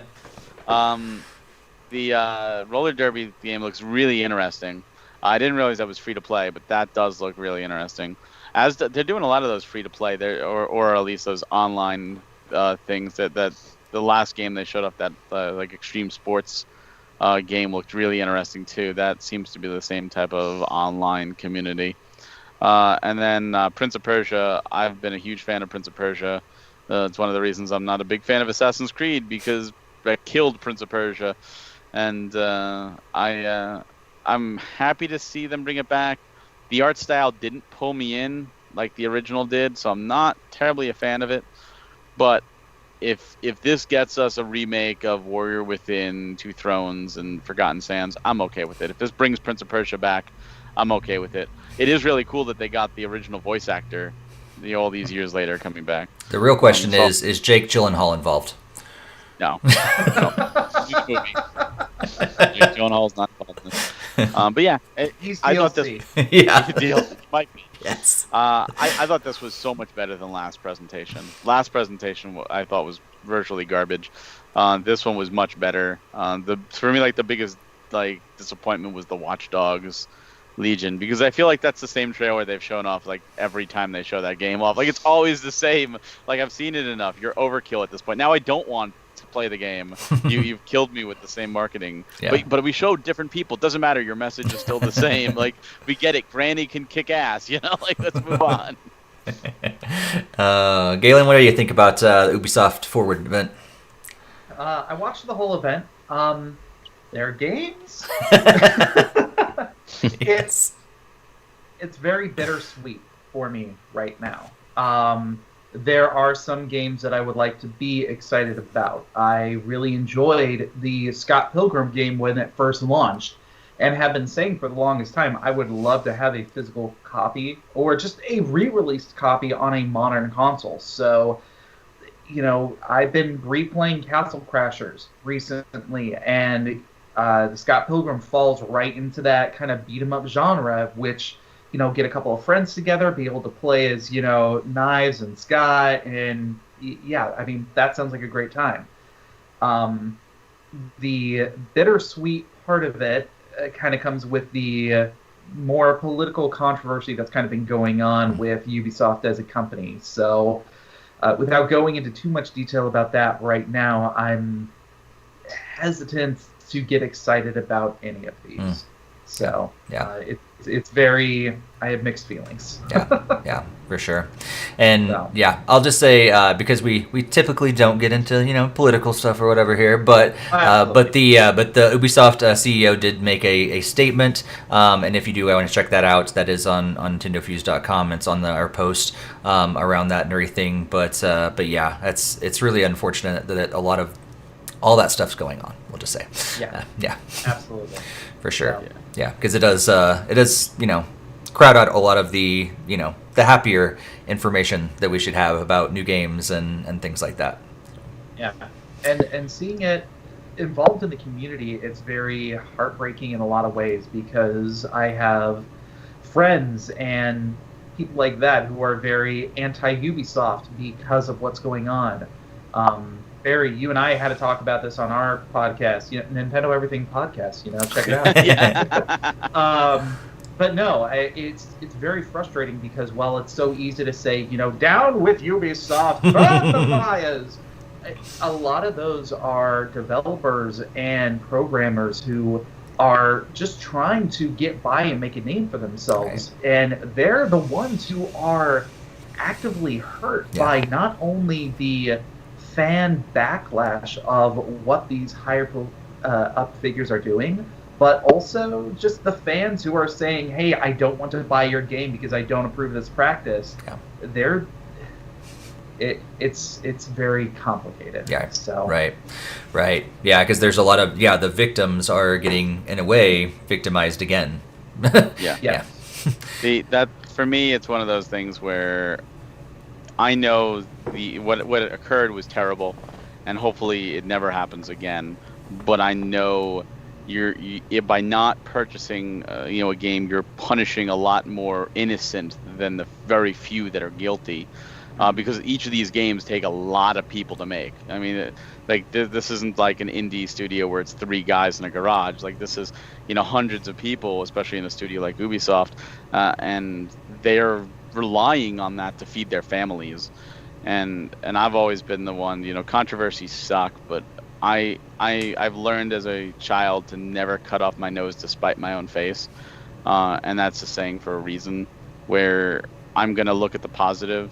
The negatives are always going to be there. This world is an ugly place, and games are our escape.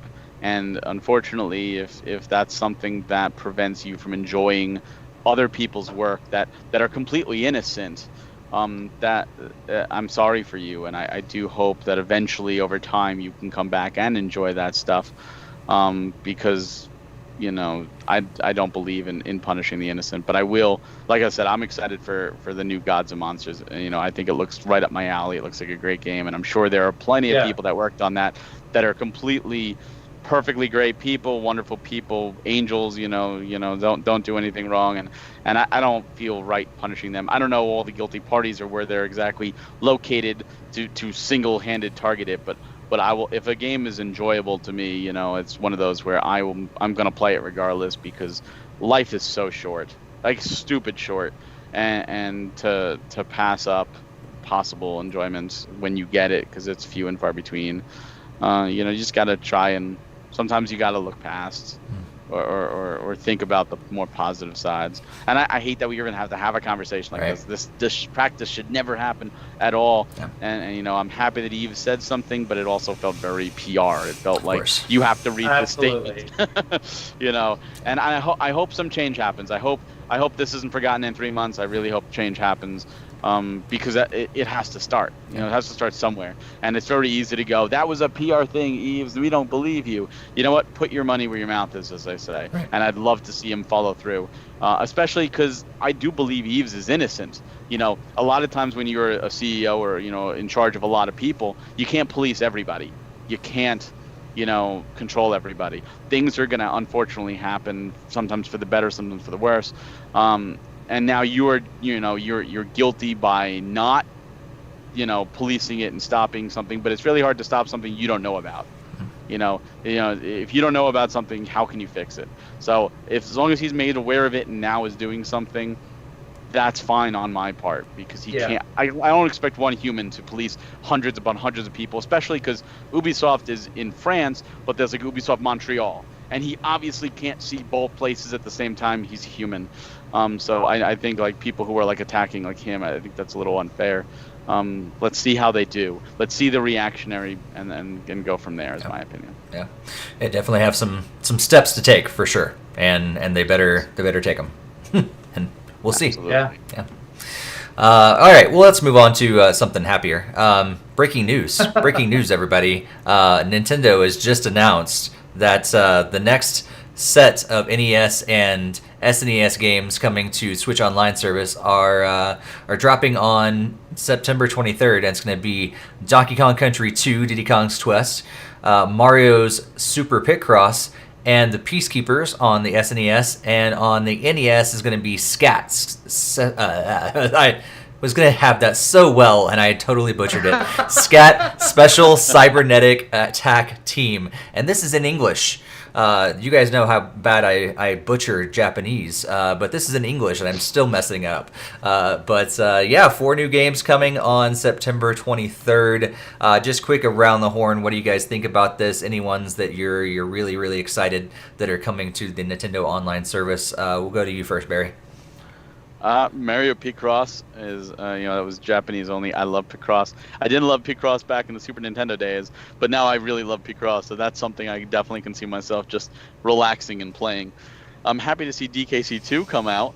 I really hope this follows through and we get DKC3. I really hope we see that. Scat is a cool choice, too. It's still weird that it's only like just a handful. Still only a 4, and usually it was 2 and 2. Now it seems to be 3 and 1. I'd love to, at the frequency that they're putting out, and yes, they just did Mario All-Stars as well, so you can kind of group Mario All-Stars in with this as a 5th game. I really would like to see them start putting out 6-7 games every time they do, but I'm not going to complain. These are freebies as long as you have the service, and I think that's great that they're still supporting it. It's more stuff to play on the Switch. Mine just renewed the other day, so There you go. Galen, what do you think about these games? Picross is going to be awesome. I know that Oni is actually absolutely in love with the Picross game, so he's going to be ecstatic to be able to hear about this. With that being said, I never had an SNES when I was a kid. Unfortunately, my parents chose Sega, so Sega Channel and Sonic, yay, that lasted. So being able to play Donkey Kong Country is going to be fantastic. So, Absolutely. and you know what? It's, I have a hard time saying no to free games. So, yeah. Sure. Yeah. Greg, what do you think about these? I'm most looking forward to one is definitely DKC2. That's one of my favorite games on the SNES, and I'll be so glad to have it on Switch Online. And I most likely will do one of my 102% clears on it. So Nice. Yeah.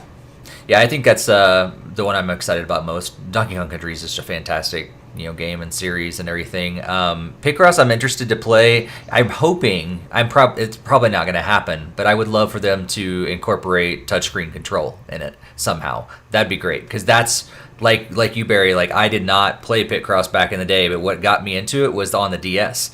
like, oh, this game is awesome and it's a perfect game for touchscreen control. So like if they were somehow enhance it to be able to do Super Mario Picross on with touchscreen, that'd be fantastic. But probably not going to happen. But you got into it earlier than I did. I was 3DS with Zelda, Twilight Princess, Picross, and Pokemon Picross, which are free. So I was like, oh, all right, free games. And I was like, wow, this is so much fun. I love Picross now. Yeah. Yeah, I did the Zelda one, I think, from like My Nintendo or Club Nintendo, whatever that last one was. Yep. So that was, I might actually be checking that one out because I did like that one that I got. Taking a look at the chat, Jakester's so excited because Earthbound's still not on the list. But one of these days, I don't know what's going to get him more excited. When I told him I finally beat Torna, or when Earthbound gets it announced. It's probably going to be Earthbound. Earthbound will win out, I'm sure. But yeah, that'd be an exciting podcast for Jakester. We can finally tell him that Earthbound is on the Switch Online service. Let's round. Go ahead. I just hope those DKC games are here to stay because I know they took them off of the Wii Shop channel and they disappeared off of the Wii U shop. So I hope they're just here to stay and they're not going to be like these limited time release like they're having so much fun with the Mario Anniversary stuff. So. Yeah. I'm actually excited because I only had DKC2 on Game Boy. I did not have it on my SNES, so I got the original Game Boy, or the original one on SNES, and got the sequel on Game Boy. So it'd be cool to actually have that. DKL2 is a different game. That's true. It's similar, but it is technically a different game. Yeah. So, but so let's move on to our last big story, and actually is not exactly Nintendo related, but it is in a way because it's in the entire industry. But we have gotten some information from Microsoft that Xbox Series X has its pricing, and then we also have Xbox Series S was announced and has its pricing as well. The Xbox Series X will be $499 at launch, and the Series S is going to be $299 at launch. So that's a significant price difference there, and there's a lot more information about all this. Barry, can you kind of fill us in on why this is so important to us Nintendo fans, and what information we should be gleaning from these announcements from Microsoft? Well, it's always, just as the industry as a whole, it's interesting, not only what Nintendo does, but what the competition does as well. And Microsoft and Sony have had their stalemate of who's going to reveal price first, and Microsoft's was leaked, so they just rolled with it. They just kept with it, and so here it is. And what's interesting is, the S is, a lot of people are excited about the S because it's affordable, $300 for next gen, and it's digital only. That one is digital only. The Xbox One X is disc-based, and there's a rumored Series V that is going to be an X without a disc drive. This is a rumor. What's cool that I think they're doing is they're doing financing on these systems too. It's like $24.99 a month for 24 months and $34.99 a month for 24 months, and that's for the S and the X respectively. But it also gives you Game Pass included in that price. So yes, you're gonna pay more in the long haul, but I think for kids and even for people who are struggling, especially in 2020 with this whole COVID thing, to be able to say, hey, you can get an S for $24.99 with Game Pass. Make your kids Christmas, make your, family members Christmas. That's really cool, especially because they just announced a partnership with EA and EA's digital service, where Game Pass includes the EA service. So you're getting a lot of games if you want to go down that route. But what's also interesting is Sony had revealed that the pre-orders, you had to sign up and hopefully you get picked. Microsoft's like, none of that. They actually revealed this is the exact date you're going to get the pre-order, and that's going to be on September 22nd. So next week, the pre-order date will go up, and you'll be able to get your copy. I personally, I'm not big into Xbox like I was. Like 360 was definitely my system of choice that generation, and my Xbox One, I played a whole 8 hours. But for me, the most exciting thing about the X is that it's backwards compatible. So you can play all the games that are Xbox 360 and all Xbox One games backwards compatible on the one system. So you just put the disc in and boom, play. So I like that all-in-one feature. Now, I heard like with the S, if you play Xbox One games on the S, it's not going to natively increase it like if it's Xbox One enhanced. Some people are not exactly happy about that. And I understand that. But, just I think it's interesting to see how will Nintendo respond to this now that, I mean, $500 isn't terrible for what the X does. It's a very powerful beast, and especially because it's almost a 4-in-1 system, and that's crazy, a 4-in-1 system for $500. So I'd like to see how Nintendo responds to this. Mm-hmm. Yeah, for sure. And I think it's interesting too, like, there's so many, like, thinking for the industry as a whole, like how, I mean, the unfortunate thing is that Sony has, like, they already put their cards on the table. We already know the majority of what they're putting out there with PS5. But Nintendo, in a way, by holding things back, they could still make changes. And what kind of changes could they be making based on what Microsoft and Sony are doing? Going digital only for a smaller system that's not as enhanced as the other one. Could they do something like that in the future? Could they offer two different versions like PlayStation is, with a disc one and a digital only one?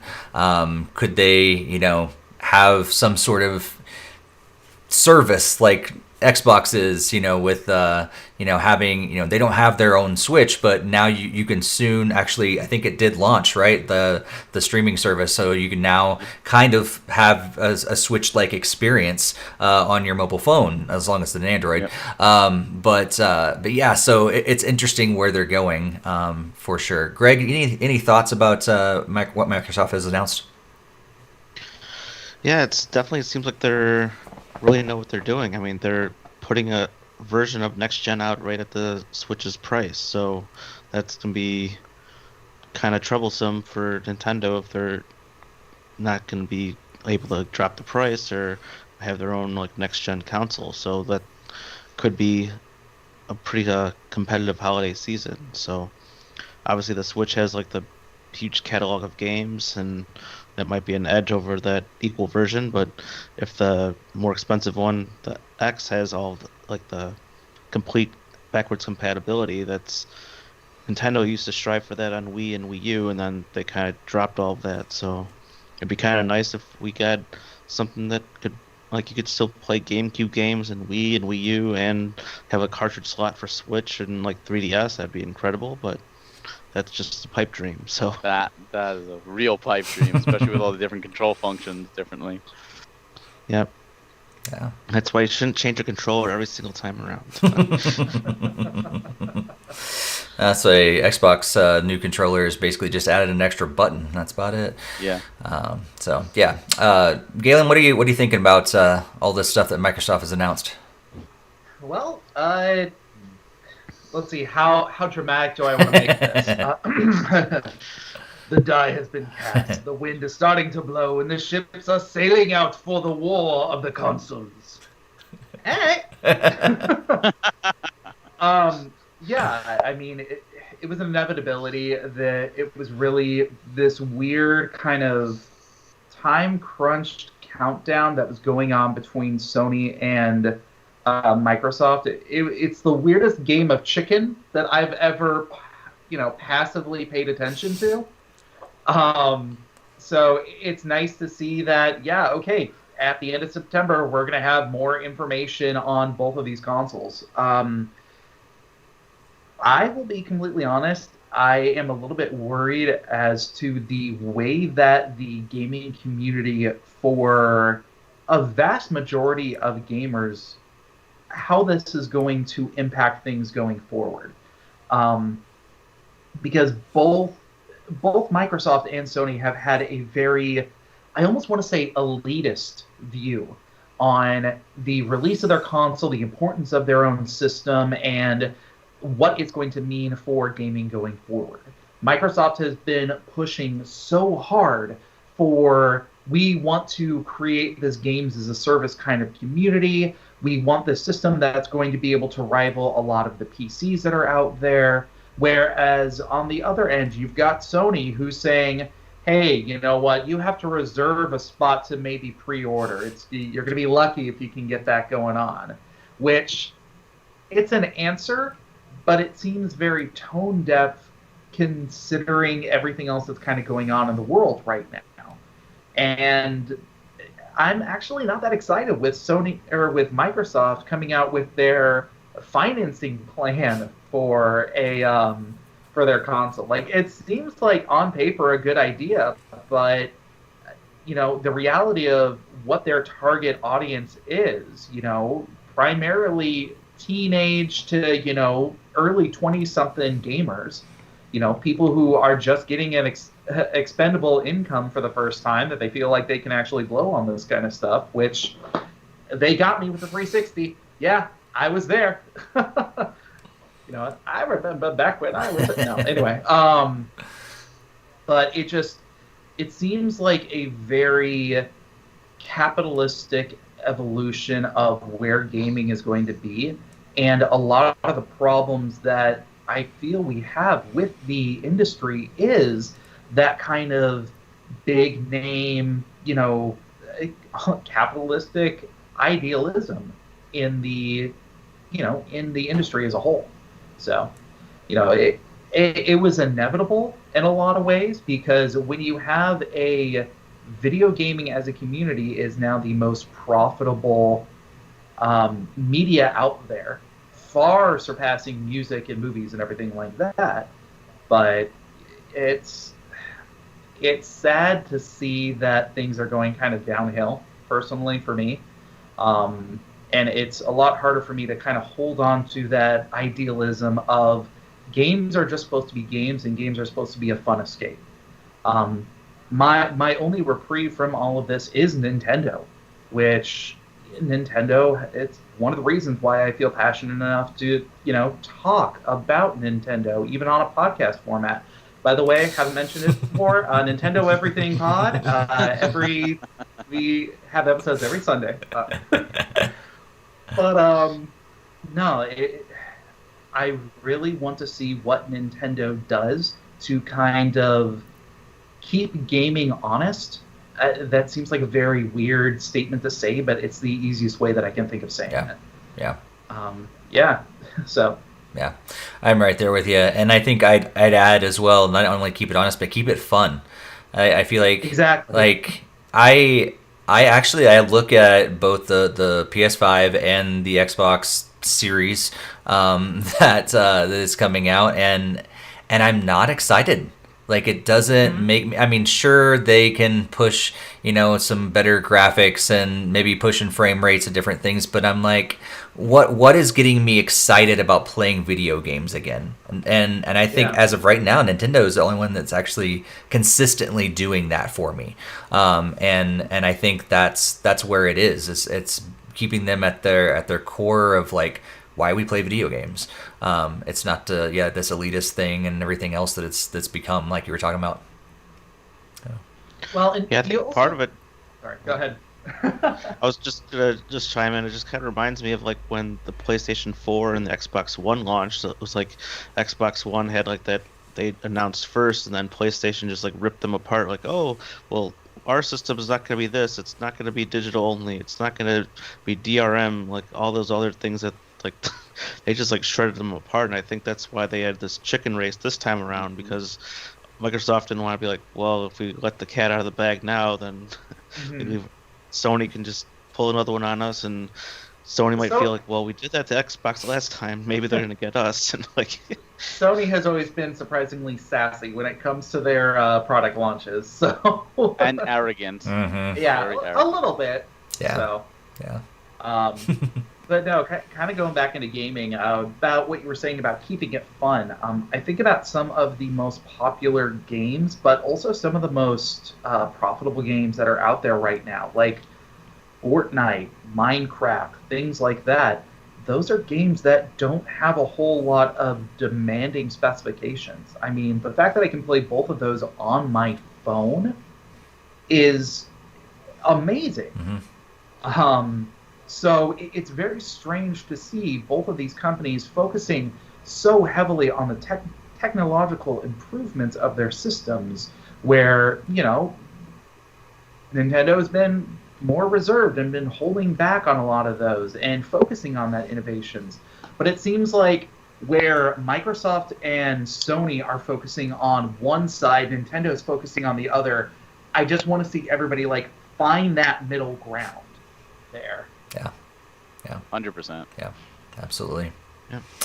Well, that brings us to the end of our big news stories tonight. We're going to run through some quick headlines tonight because we've already almost hit the 2-hour mark and we're not done yet. So I'm just going to run through a couple quick things. Almost all of these are documented on NintendoFuse.com, so you can check out the articles to read more about all these. But I'm just going to hit them real quick, kind of go around the horn. What's your thoughts in general before we move on to our closing comments and everything. But we found out that No More Heroes 3 has been delayed to 2021. Not a big surprise, but has been confirmed. CyberConnect 2 is hoping to bring the popular PS2 RPG, the Dot Hack series, to the Nintendo Switch, so they're apparently working on that. Fortnite Special Edition Switch bundle is coming to Europe, Australia, and New Zealand in October and November, but I don't think anything's been confirmed yet for a North American launch.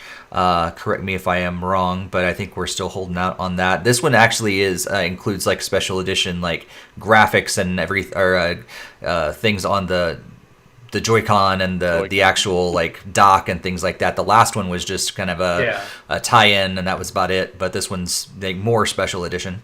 And then Rocket League is going free to play on September 23rd. I'm pretty pumped about that. Lots of new additions to the game with that, and including that you will no longer have to have Nintendo Online service to play Rocket League online on the Switch. So that's kind of exciting. Sony presentation is announced for tomorrow, Wednesday, September 16th at 4 p.m. Eastern Time. We're going to find out more about the PS5. And also Nintendo Life. Our friends over at Nintendo Life are doing an indie spotlight on September 17th at 5:15 p.m. Eastern Time. It's a 30-minute long presentation on unannounced games for indie games on the Switch. So that's really exciting that they got that opportunity to do that. So yeah, what do you guys think about all these which ones stand out, which ones you excited about, which ones you're not so excited about? Galen, let's go to you first. First off, no one is surprised by No More Heroes 3. Just saying. Even they didn't believe that it was going to be coming out this year. Really excited to hear about Dot Hack.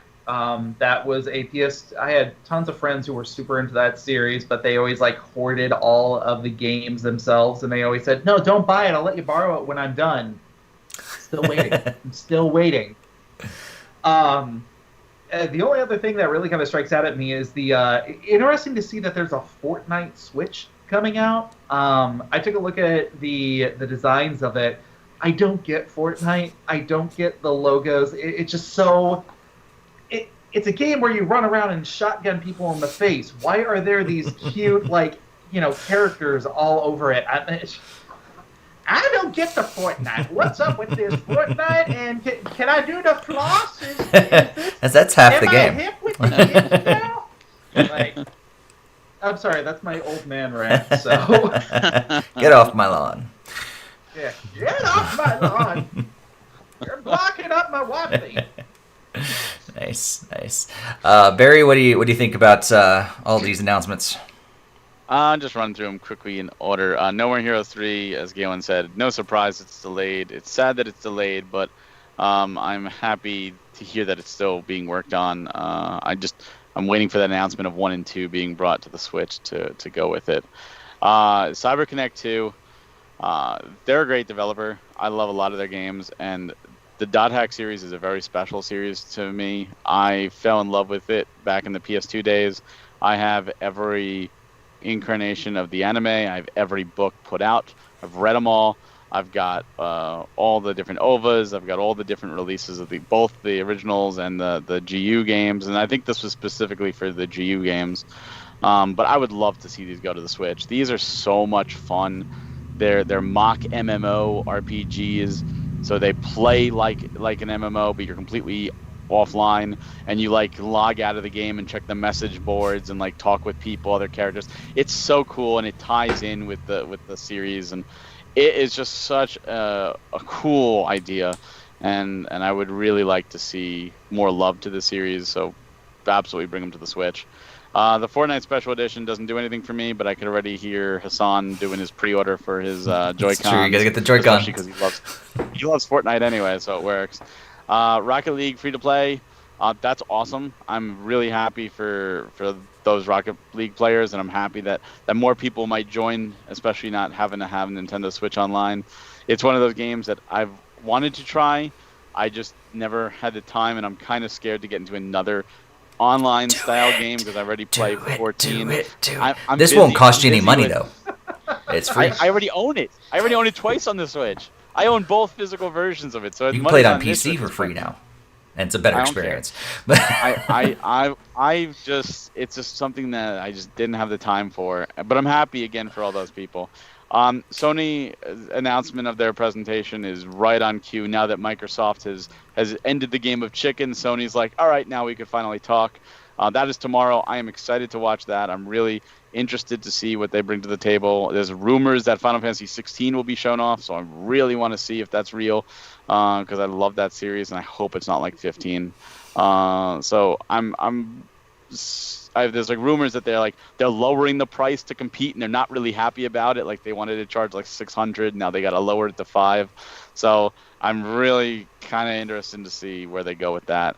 And the Indie Spotlight from Nintendo Life for PAX Online. I love indies. I love these little indie showcases. I'm interested to see what games they're going to show off, and excited for what unannounced games there are, because you never know with indies. You could have a home run or you could have a dud, but there's so many oddball ideas that come out of indie games. So I'm really interested to see what's going to be shown off, especially because it's only 30 minutes, so it's not going to be like that big of a time commitment to watch. Yeah, for sure. Greg, what do you think about all these? I pretty much didn't have most comments on a number of them. So No More Heroes 3, I'd never really played the first two, so obviously it stinks that game is delayed, but that's just kind of the nature of the business. Never had a PS2, so I never even know anything about the .hack series, so probably still need a little bit more information or some trailers to learn more about that. Fortnite, as you would not believe.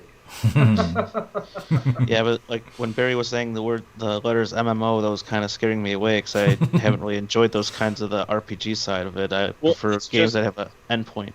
Oh no, this has an endpoint. This is a single player endpoint. In fact, the first 4 games actually tie into each other. They're 100% single player games. It's a mock MMO. It's like that style. So the combat is like real time action, and you go back to the hub worlds and you talk with other NPCs, but it's 100% a single player RPG. Yeah, okay. It's like Final Fantasy 12 uses an MMO style battle system, but it's not an online game. If you're familiar with the anime Sword Art Online, it's a very similar concept where it's all about this video game that your character is in, but you're playing the character that's in the video game. And why is my nose bleeding? You're playing you're playing the human playing the character. Yeah, so meta. Is this Inception? Yeah, right. I guess they had it first before the movie. Yeah.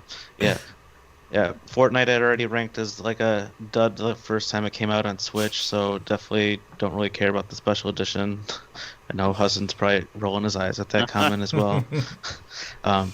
Rocket League, I'd love to. Maybe I'll have to give it a shot and see. Sure. I don't know if Barry's a commit, even though Steve did you a favor to do Torna, so that's true. Did himself a favor. PS5 is probably not going to really affect me. I haven't really owned any of the PlayStation consoles, so I might try to look back and see all the stuff compiled together, but nothing really big for me out of that. Pretty surprised to see Nintendo Life has a exclusive thing on this to be running a showcase, so that's certainly going to be interesting. I'm always really into the indie games. I've already said how much I like the Last Campfire and Adventures of Pip, so definitely looking forward to some more upcoming indie games. Cool. Yeah, I think it's going to be another exciting couple weeks, and probably on next podcast we may be going to close to 2 hours once again, because we have like, a lot to talk about again, but which is exciting. It's exciting because like for a while we were like, there's nothing going on in the world of video games, and so it's cool that we actually have stuff to talk about again. It's like, oh, here's another Paper Mario interview, and here's another. Right. Oh, right, Beyblades. That's right. Oh, baby. So before we move into our closing conversation, I do want to thank you guys so much for tuning in once again. If you haven't subscribed, it's like I've never said that before. If you haven't subscribed before, make sure you do that, and make sure you hit that bell and the like button here on YouTube. But if you're listening on your podcast apps afterwards, be sure to hit subscribe there too. But also share this podcast with others that might enjoy it. And while you're at it, share the Nintendo Everything podcast. I think we have someone on from that podcast. You might know a little bit about that podcast. But yeah. I think it's Barry. It's Barry. It's Barry. I've been on 3 times now. So. All this time we've had another podcast person. I didn't What? I had previous plugs on it. But yeah, make sure that you're follow us on social media as well. Like I said before, we're on Twitter, Instagram, and Facebook. But also, we would love to have you guys join our Discord so we can keep this conversation going between episodes. Again, all those links are going to be in the show notes down below, the description on YouTube, but also right on the screen for you guys as well. Love to have you guys join our community. We also have more merch. We just launched that the other day. I kind of surprised, I think, the rest of our staff that I just kind of quietly worked on the merch again. So we have masks now. There's a hoodie on there, some other stuff too. So not just the t-shirts anymore. You can still get the t-shirts, but we get a lot more stuff on there too. Even a phone case. So that's kind of cool. So there's rocking the old school t-shirt. Actually, the new one just looks just like it. But before we wrap up, of course, we're going to talk about what we're looking forward to over the next couple weeks. But before we get into that specifically, we just want to kind of, those of you guys that are watching on YouTube, you'll see us kind of scroll the upcoming games over the next couple weeks from Nintendo's website. Just kind of looking over what's going to be coming out over the next couple weeks before our next episode. Of course, a lot of indie games that are going to be on this list. Super Mario 3D All-Stars is, of course, on the list over the next couple weeks, which comes out in just a couple days. WWE 2K Battlegrounds. I know some people are excited about that. The rest of us are like not so excited about a cartoony WWE game. But hey, you know, for some people, they get really excited about that. But yeah, like there's a few games that are coming out. Roller Coaster Tycoon 3 Complete Edition is coming. I hope that I've kind of written off all those games because of my bad experience with the PS1 version of that game. Lost several hours of progress, but we're not going to talk about that right now. Yeah, so next podcast is on September 29th. We're still in September. Yeah, what's coming out the next couple weeks, but also maybe some stuff on your backlog. What are you guys looking forward to being playing over the next couple weeks? Galen, what are you going to do first? Man, I don't even know where to start. I mean, I keep saying that I want to play games. I've got such a backlog that I got to get through. But then Animal Crossing and Destiny keep popping up, and I can't. I think I get out, and then it pulls me back in. So. Yeah. Oh, hey, maybe I'm gonna go ahead and put this down. Oh, Halloween events. That's a thing. Right. So true. So probably lots more Animal Crossing and Destiny. Yeah, probably. Yeah. So, although, like I said before, I'm really enjoying Spirit Fair, so I'm hoping to finish that game up soon. Nice. Greg, how about you? Well, probably dipping into Mario 3D All-Stars, and also probably continuing on with Adventures of Pip, Animal Crossing, the usual. Hopefully get more Origami King time in, because I didn't have it on this last 2 weeks, so hope to really continue on with that. Nice. Barry, how about you? I finally have a 2-day break, depending on if I really go crazy with Golden Abyss or not. So I'm gonna take it easy and do some work around the house for that time, because the 18th is gonna be Super Mario 3D All Stars, which I plan to jump into, but I don't get to jump into it for terribly long because the end of this month has Cold Steel 4, so that is absolutely going to pull me, regardless of where I'm at with Mario.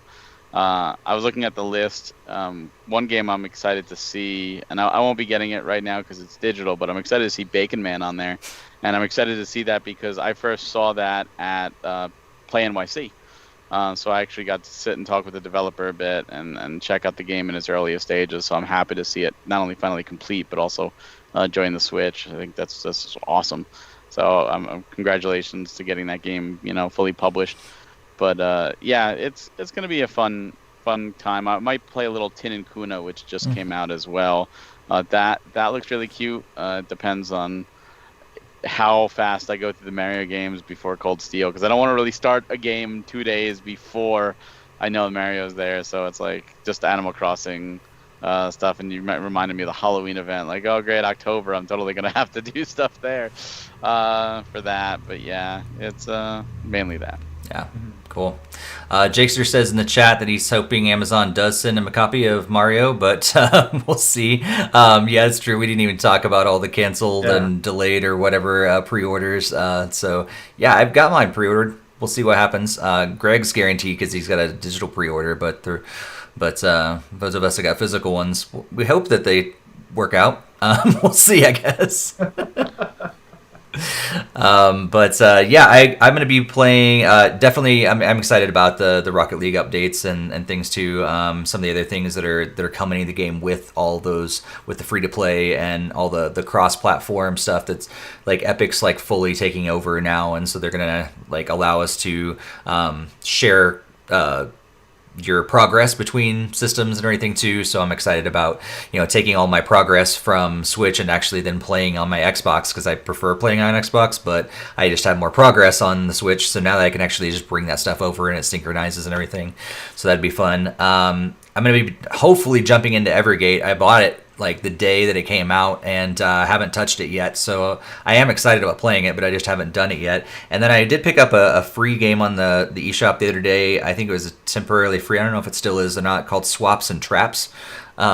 But I was like, hey, it's free. Why not just go ahead and download it right now? So maybe I'll play that before the next podcast as well. But of course, I'll be getting, hopefully getting Super Mario 3D All Stars and playing through some of that. Fun fact is that I've never owned Super Mario 64, the original one. I have the 64 DS or Super Mario Sunshine. I've played both of the games. What? I played them both, but I never actually owned them for whatever reason. Of the three, the only one that I actually own is Galaxy. I have 64 DS, but yeah, I didn't have the original one. Well, you're in for a treat then. I know. Like I said, I've played them. I played all of them, but yeah, never owned them. 100% them all. Oh, no. Now you gotta. I rarely find the time to 100% games. Yeah, I don't know if I'll be able to do Sunshine, but I'll definitely be doing 64 and most likely Galaxy. Nice. Yeah, I'm excited about. I think I'm mostly excited about Sunshine because it's the game that I probably played the least of the three. So I'll probably jump on that first. But. Well, thanks, Galen, so much for being here on the podcast. Where can people find you? Because I hear you also have a podcast. Yeah, you might not have heard about it before. We're a small podcast. Yeah, so you can catch us on the Nintendo Everything podcast. Episodes go live every Sunday. All of your, podcast listening platforms. We have it on YouTube. We have it on Stitcher. We have it on Spotify. Google Play, iTunes, Alexa. I think I can get it on a toaster. I think I did that once. Nice. So probably get it in a refrigerator too. Yeah. Nice. Well, thanks so much for joining us tonight. As far as stuff that we have upcoming, I know just for NintendoFuse, be staying tuned to our YouTube channel because we have at least 2 videos going live later this week. In addition to the podcast tonight, we have some gameplay of The Last Campfire. Jeremy did some gameplay for The Last Campfire on Switch, and so that's going to be going live really soon. And then Barry had an interview. You want to tell about your interview with, I am blanking on his name right now. John. John is his name. John Rue. And so, you got that coming up, but I know you've got some other stuff coming up as well. So you want to talk about that? Yeah. Really cool industry talk with John Rue. He is an independent game developer and literally just decided I can do video games. Let me do that. And he's a really cool story. And what he put out is not only a really cool game, but something you don't usually see, especially from an independent one-person really team for the most part. I mean, he's got a couple little helpers, but for the most part, it's been him. And I don't want to spoil it because it's a really cool story, and I'm going to butcher it. It's better to hear it from his voice. I also just did a industry talk yesterday with another developer, and I have another one tomorrow. Keeping me busy, Barry. But with an Australian company. So this time I'm doing this tomorrow at like 8 o'clock at night, just because it was either that or 8 o'clock in the morning. I'm like, no, I'd rather do it at night. I'll do your morning time. So I'm just, hey, if people want to talk, and I'm always there to hear them and let their stories be told. It's one of my favorite things to do. So yeah, keeping you busy, but providing great content for NintendoFuse. For sure. Greg, anything coming up you want to plug or talk about? I wish. Maybe I just need to start my own streaming thing or something. I don't know. Do something. Just I don't have a whole lot myself. I just do all Barry's work for him. So. You have the easier I did. job. So, yeah. I actually did look at my Wii U, but that's gonna be kind of fun. Nice. I got mine. I need to get back to playing a couple games on there, but they're bringing more over them on a Switch, so maybe there's less and less reason to actually boot up the Wii U, except for all my progress. But although I've never been able to play Zombie U on another system and had quite that experience as on the Wii U, so there is that. There is true, and you still got the Mario, or what was it, Super Nintendo Land. Oh yeah, such a great experience. Game of Wario. Yeah. And Star Fox Zero. Oh, no. Just skip over that, yeah. All right. All right. Well, like we said, we are coming back on September 29th. So 2 weeks from today, we'll have our next podcast, episode 207. Until then, make sure you can listen to back episodes and share this with all your friends, and be looking to our NintendoFuse YouTube account so that you can see all the upcoming interviews that Barry's doing and gameplay videos and all this stuff like that. And be sure to check out the Nintendo Everything podcast as well. Thank you guys so much for being with us tonight. Happy gaming, everybody. Have a good one. Happy gaming.